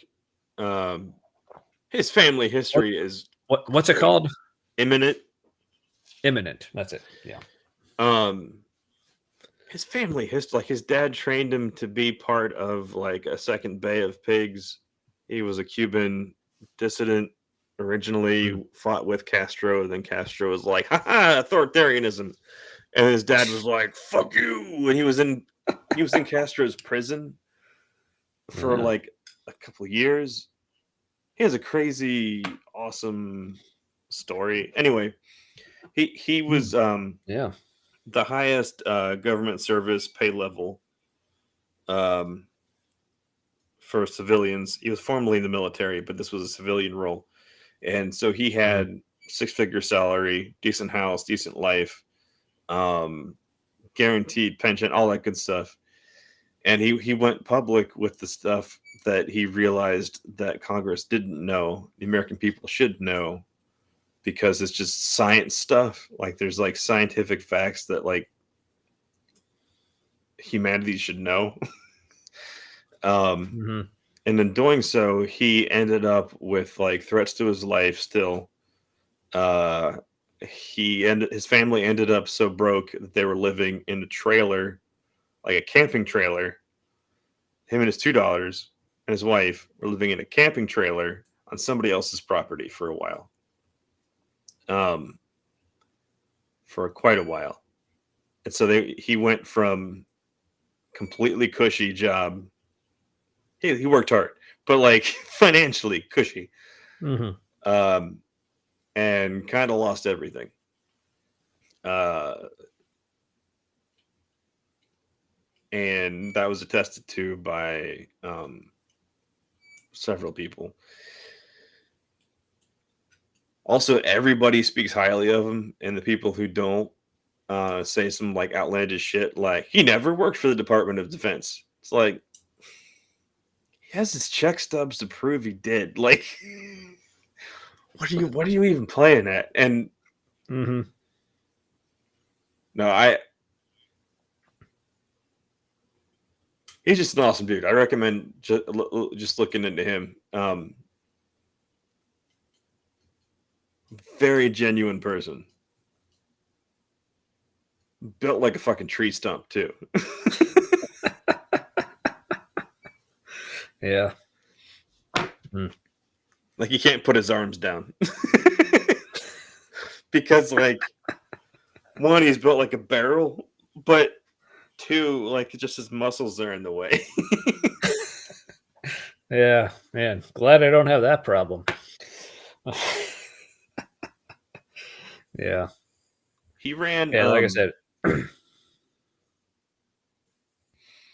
He's basically currently running a counterintelligence operation against aerospace contractors and the Department of Defense.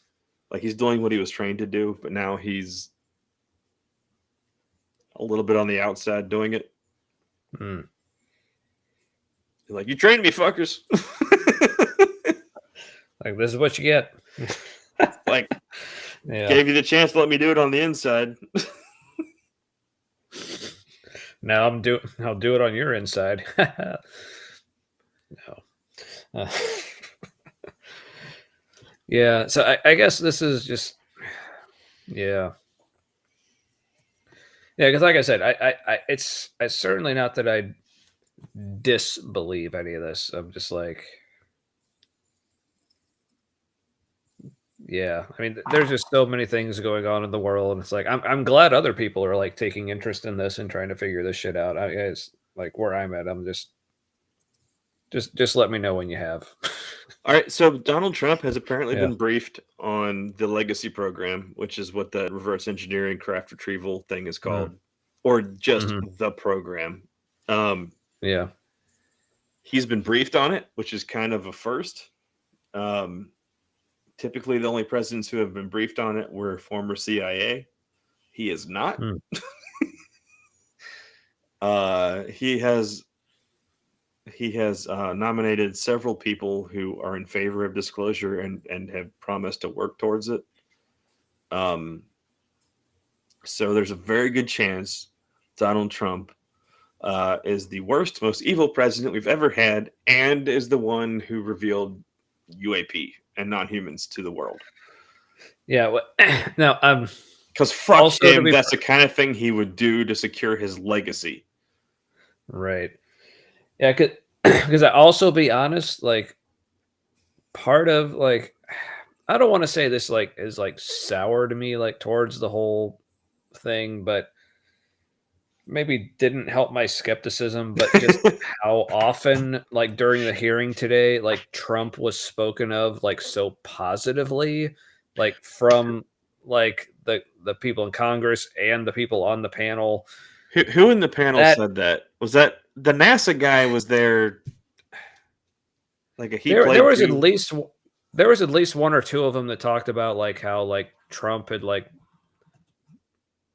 spoken about being like open about like releasing all this stuff. Now, so I will admit like part of it is like that Yeah. Wish you hadn't. kind of raises, but also at the same time it's like nobody is completely good or bad.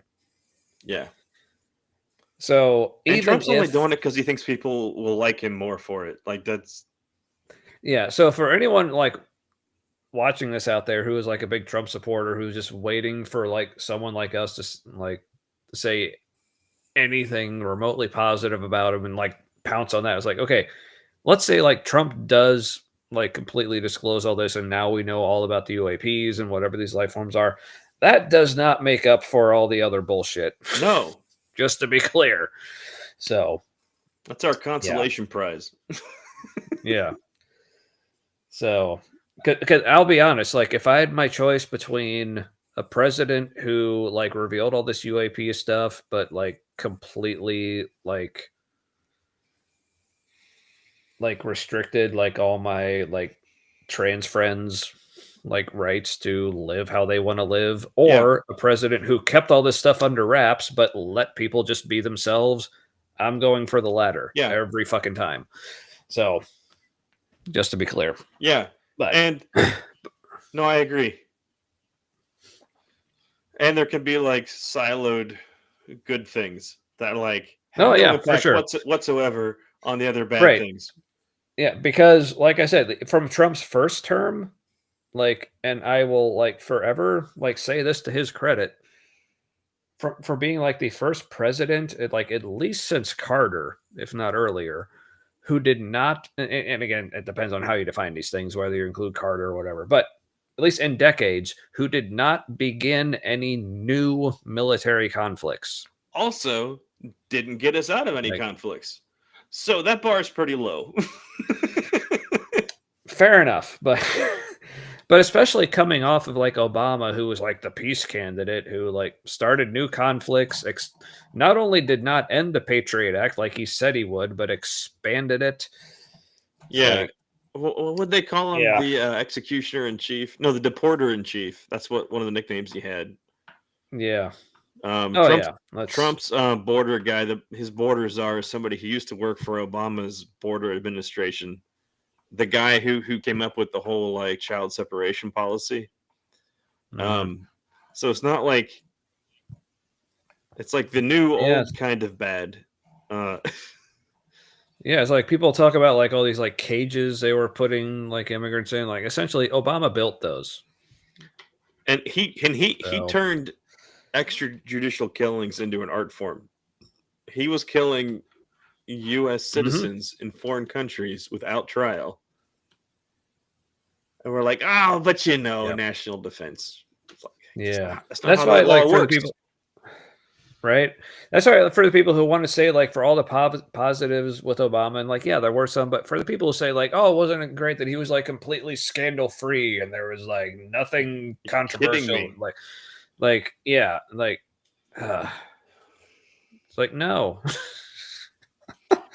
Something uh, happened at some point. He sold out because he used to be an actual leftist in college, and then somehow oh, he for sure. he got swallowed up by money at some point. Mm-hmm. Yep. Yep. Happens to the worst of us. Right. All right. Well, but he also loves his kids.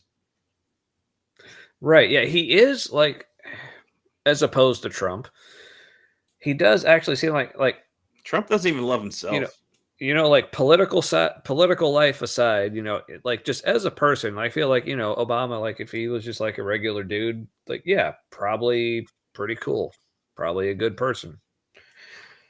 Good But people can drone strike the shit out of people too, apparently. yeah, same with like George W. Bush, seemed like a cool dude. Like Bill Clinton, well, what?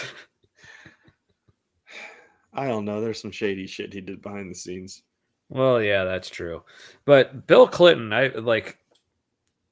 I still maintain Yeah, like that dude's just a fucking creep. actual rapist. Like, yes, like so Trump is that Trump is an adjudicated rapist. I don't even know if Clinton ever got that far. yeah, like and because that's the thing, like as that's one of the things that bugged me, like when Trump was like first elected, like all the Democrats who became so indignant about like how he treated women. I'm like, all you people, like if Bill Clinton were running again, you'd vote for him in a heartbeat. You fucking hypocrites. So Something I learned yeah, about Bill Clinton, or from the Bill Clinton experience: never trust anybody who has hair like a Muppet. see, that's why I shaved my head. So yeah, extra trustworthy, his hair looked like elaborate steel wool that was just stuck on his head. right? Yeah.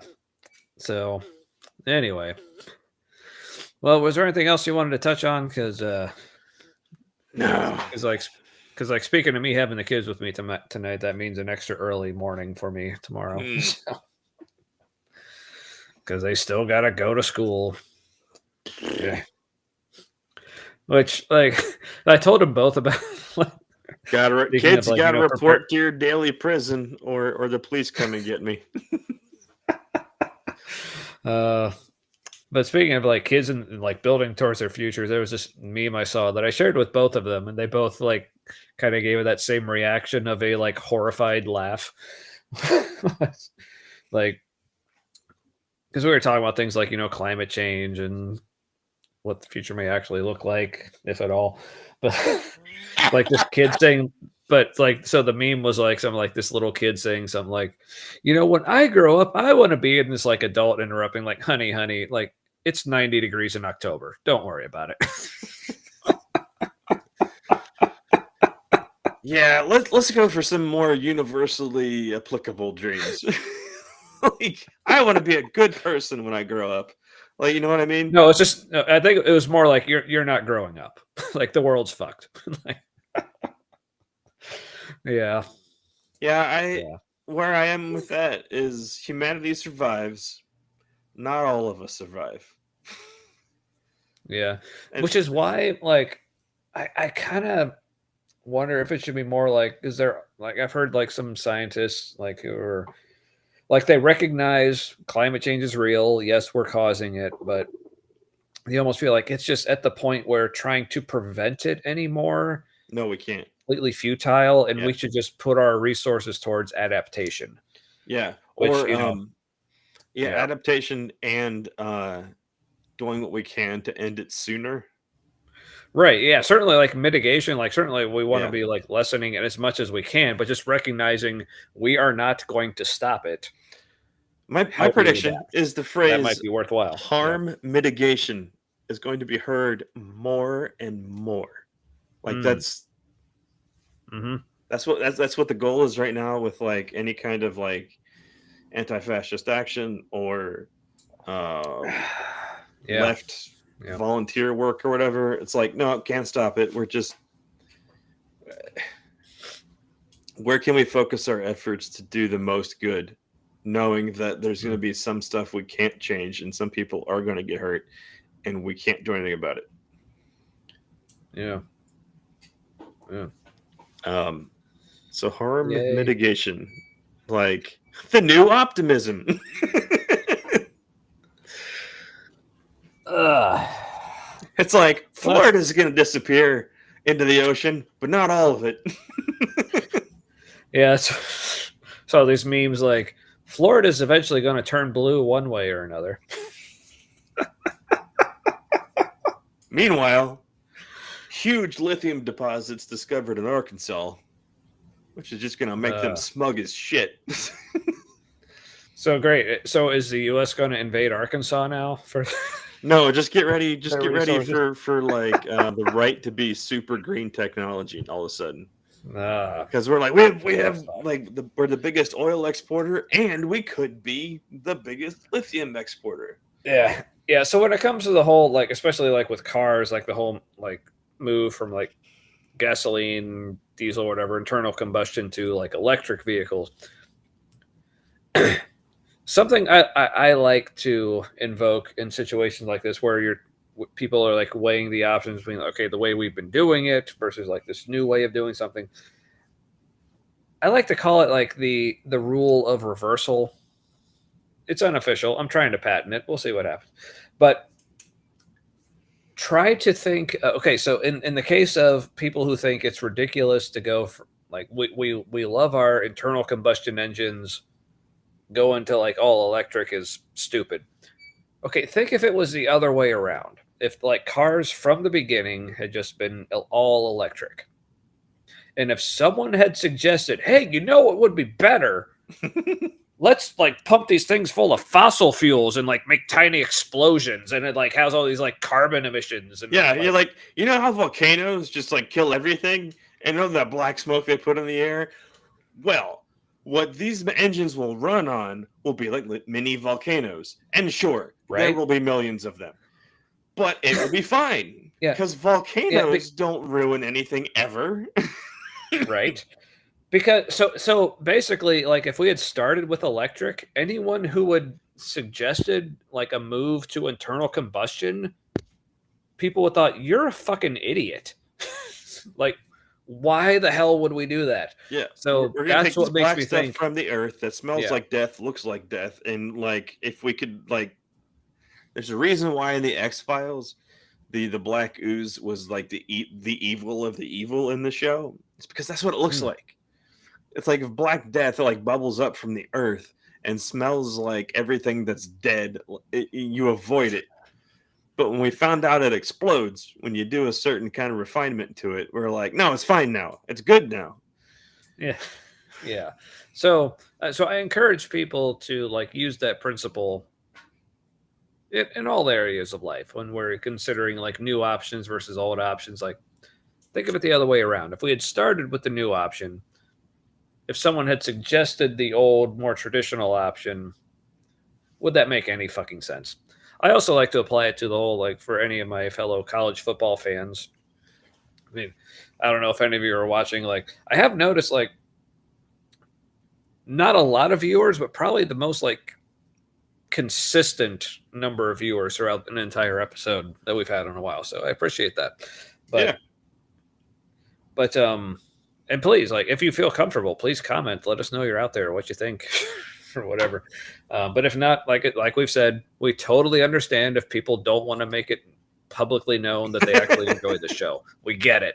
And I also love the fact that, like, on our Facebook page, like, because, like, with Facebook's, like, following and liking are like two completely different functions, but, like, the number of followers we have is like 50 more than the number of likes we have, which I think is, like, totally on brand. Like, people follow it, yeah, but I don't like it. Yeah, I'm not happy about it.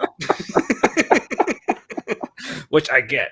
But anyway, but if anyone's still watching, like, college football fans, if they know, okay, now we have, like, a playoff, where before, several iterations back, it was literally just like it was just voted on. Like, who do the voters think is the best one? Because, like, there's all these people, like, oh, that, like, people trying to, like, cling to, like, tradition. They're like, oh, the playoff, and, like, this is, like, it's all ruined, like, the whole bowl system. Whereas, okay, think about it. If college football had always had the playoff the whole time, and someone suggested, hey, let's just get rid of the playoff completely, play a bunch of exhibition games, and someone just votes on it, like, you'd be like, what the fuck is wrong with you? So yeah, so that's my pitch. That sounds like slaves playing for the masters. And the masters just decide decide which one of the masters is the most awesomest. Right. Yeah. So that's my plug there for, how people evaluate, progress versus traditions. Like, don't think about things in terms of, well, what's the new thing or what's the old thing? Just, like, weigh the two and, like, say, okay, if we reverse things and we started with this one, would it make sense to move to that one? Yeah. And then reverse it and say, okay, if we started with that, would it make sense to move to that?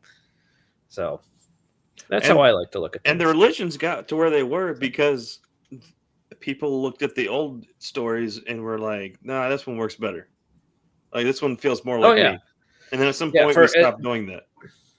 Right, because as much as, especially today's, like, modern, speaking for Christianity anyway, the, like, fundamentalist evangelicals like to look at things as being like, this is, like, in stasis, this is, like, how it's always been. Like, even the Bible that they, like, appeal to as being, like, totally inerrant and they're super fundamentalists about, like, even the Bible itself isn't a consistent anything, really. So even from one version to another. Yeah, so it's like they're being super fundamentalist about something that really doesn't have any fundamentals. That reminds me, I think it's either Oklahoma or Nebraska, maybe Kansas. Yeah. One of those. I like that. I was proud of that. Say it fundamentalists again. About something that they're being super fundamentalist about something that doesn't even have any fundamentals. I like that. Yeah. Stitch that on a pillow, put it on a t-shirt. Jimmy, if you're still watching, print that fucker. And I'll buy that too. So one of the states in the middle of the country, Kansas, Oklahoma, or Nebraska, one of those, they're going to require all the public schools, or all the schools, I don't know, it's at least the public schools, to have a Bible in the classroom. Yeah. Not just any Bible. Right. Specifically, the description only fits the Trump Bible. It doesn't say the Trump Bible. But it has to be leather bound, right? Or leatherette, probably. And it has the founding documents along with the Bible with no commentary other than the founding documents, I guess. Right. Yeah. And it has to be a King James version. I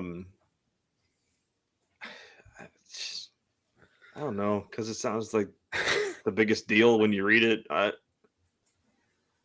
Yeah, I mean, It's kind of fun to read because it's like you're reading Shakespeare, but yeah, as far as like accuracy, Yeah. no. Separate founding documents with the separation of church and state in the documents, not by name, but by principle. And then like the King James version is was literally commissioned by a singular dude in government. Mm-hmm. Yeah. Which, but Tommy, according but to Tommy, certain, like the founding documents were establishing a Christian, like, theocracy, and the Indians were bad because they had no Jesus, Tommy, and so they didn't own anything, okay, and so we came in and had to take everything because they didn't count as people because no Jesus. That's literally because the man, that's literally the because because manifest destiny and all that bullshit. So well, it's okay, just, so there's here's like the my thing. doctrine of discovery. That it's the Catholic Yeah, Church. yeah, They're like, oh, if they don't have Jesus, they can't yeah, own shit. So you just take it. yeah. All right, so we should probably end soon because I need to end soon because I need sleep. But this whole idea, okay, because people talk about like, okay, were we founded as a Christian nation or not? No, Like, fuck it. okay, okay, no. Now here's my thing. I'll totally like even if I totally grant we were founded as a Christian nation, we shouldn't be. Like I don't give a fuck like what the founders wanted. There's what they wanted and Yeah, there's what is actually the best and what they're we not actually should infallible. be. Like, okay, they also founded this country like with slavery being allowed. Oh, Like don't they get founded certain this people country started. with right. They founded this country with women not being allowed to vote. Like there's all kinds of things that this country was like founded as that we no longer abide by. And so the So the I just pilgrims were from a religious class that persecuted uh, other people in the UK, and the reason why they left is because the tables turned and they started getting persecuted because they had mhm. hurt a lot of people. And so they're like, "You guys suck. We're taking our ball and going somewhere else." And so they sailed to America. Yep. Like, so we were literally founded by the like the bullshit that is still here. Yep. Yeah. Yeah. So like I said, you can tell me like this was people can tell me like this was founded as a Christian nation, like all they want. Like I do not give a shit. Yeah, ask the Like natives. Ask the natives if that's true. They'd be like, "Nope, mhm. just founded as the Earth." Yeah. Yeah, because also like if like speaking of which, like all the people who think this is a Christian nation, like the way they envision it is like, okay, if that's what it means to be a Christian nation, then I am not interested whatsoever. And a lot of other people aren't either. But look what So happened to the native population when they said that. I mean,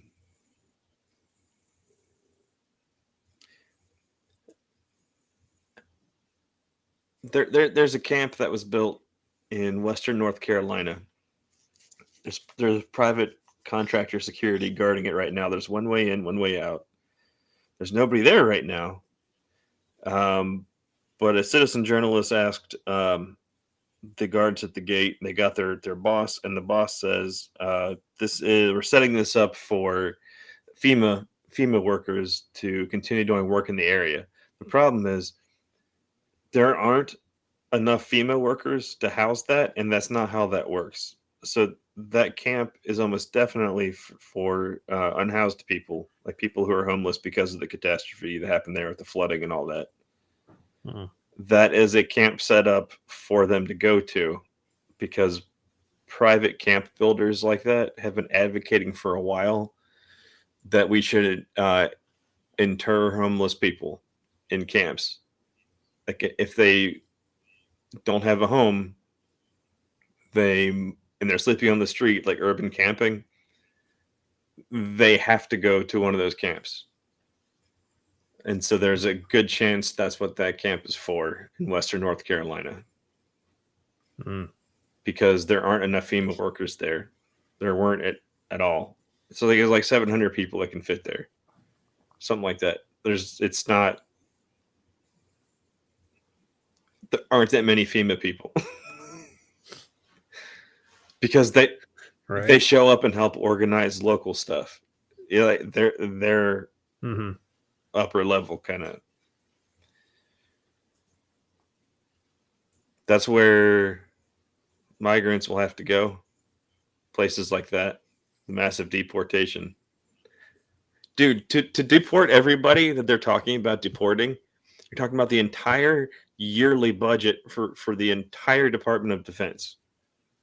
Talking about like $900 billion to deport like the 10 to 11 million people. Right. We'll lose billions in tax revenue. Right. And the GDP will take over a $1 trillion hit.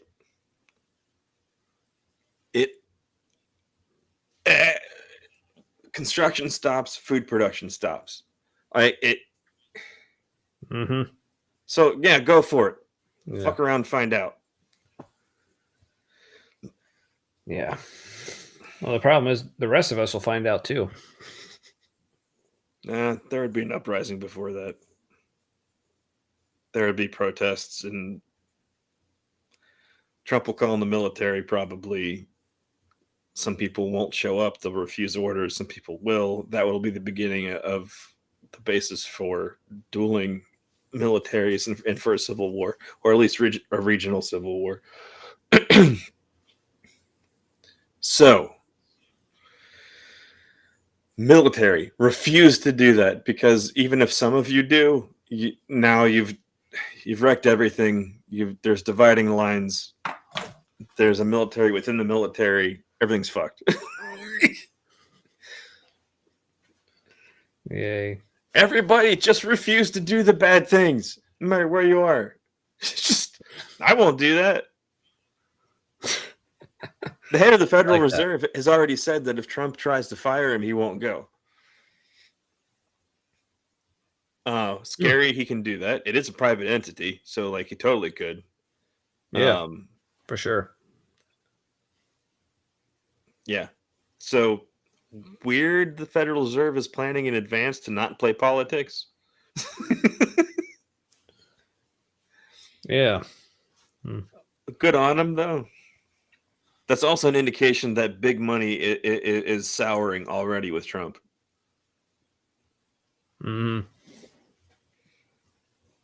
Yeah.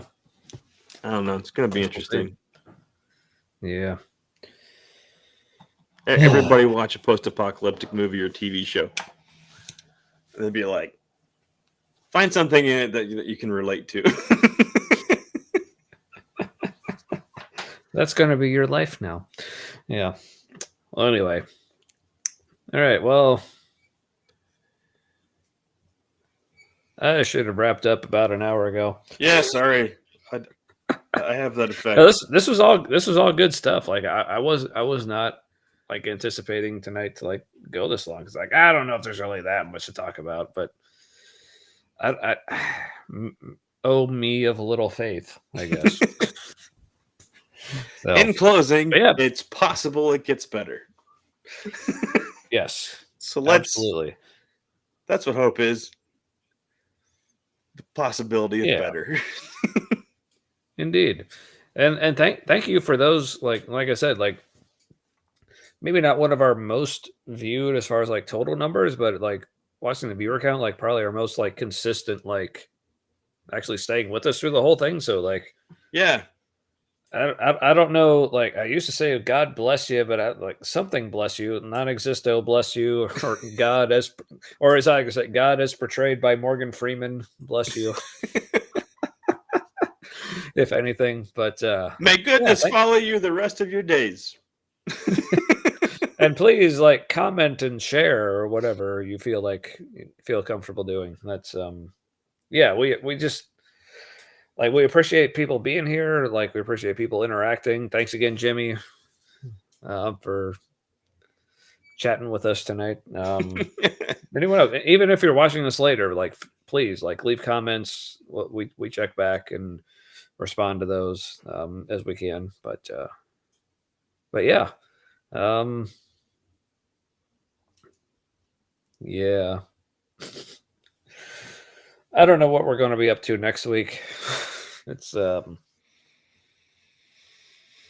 hopefully something a little happier, but I don't know. I feel like we kind of made this a little more upbeat, Well, or at I'm least we gonna go tried. to a Democratic Socialists of America uh, local meeting on Sunday. Oh, cool. If I get along with people, they're having a social event at the Comet on Monday, like at 6 p.m. or some shit. Okay. So yeah, that could be interesting. Get involved, feel hopeful. Yeah.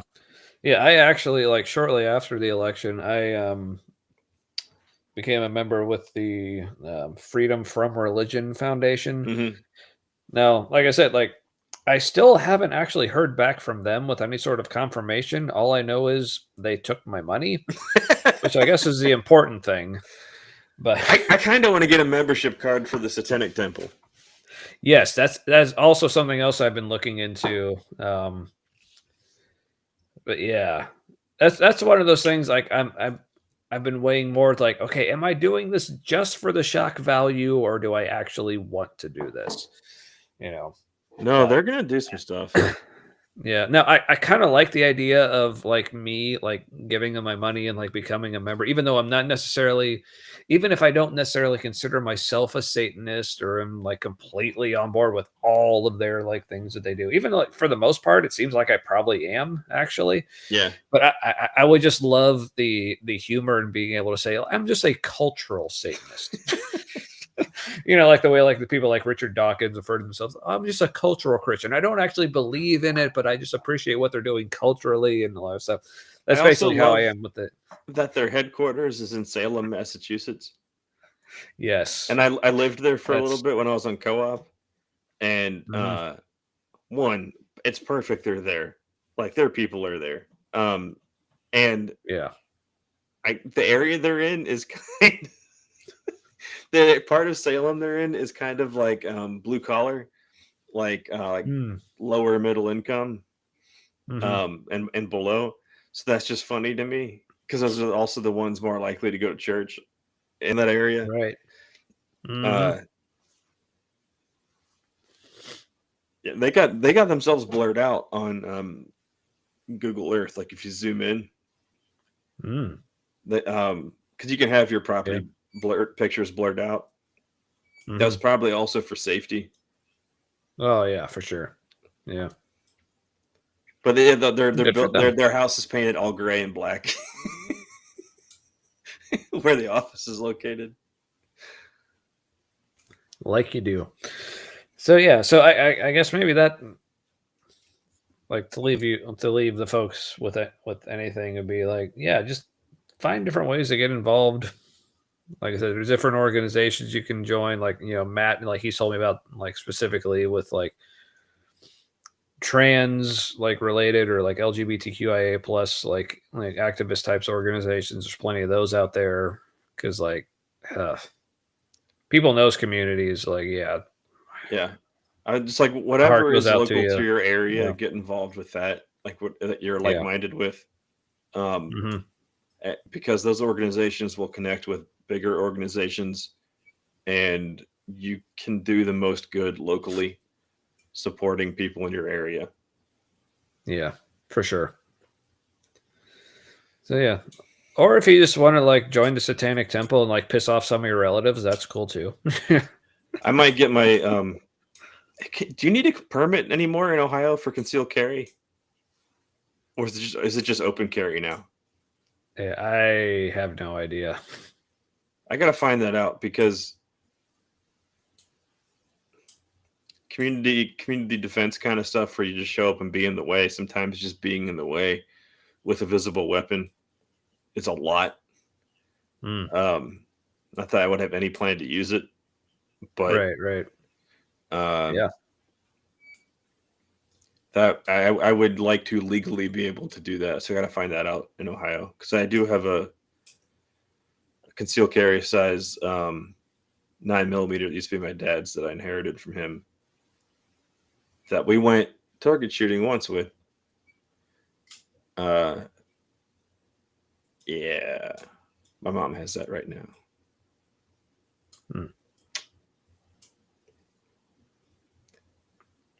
Got some cool holsters. Nice. I have like 3 of them because my dad was like, "I'm a cowboy."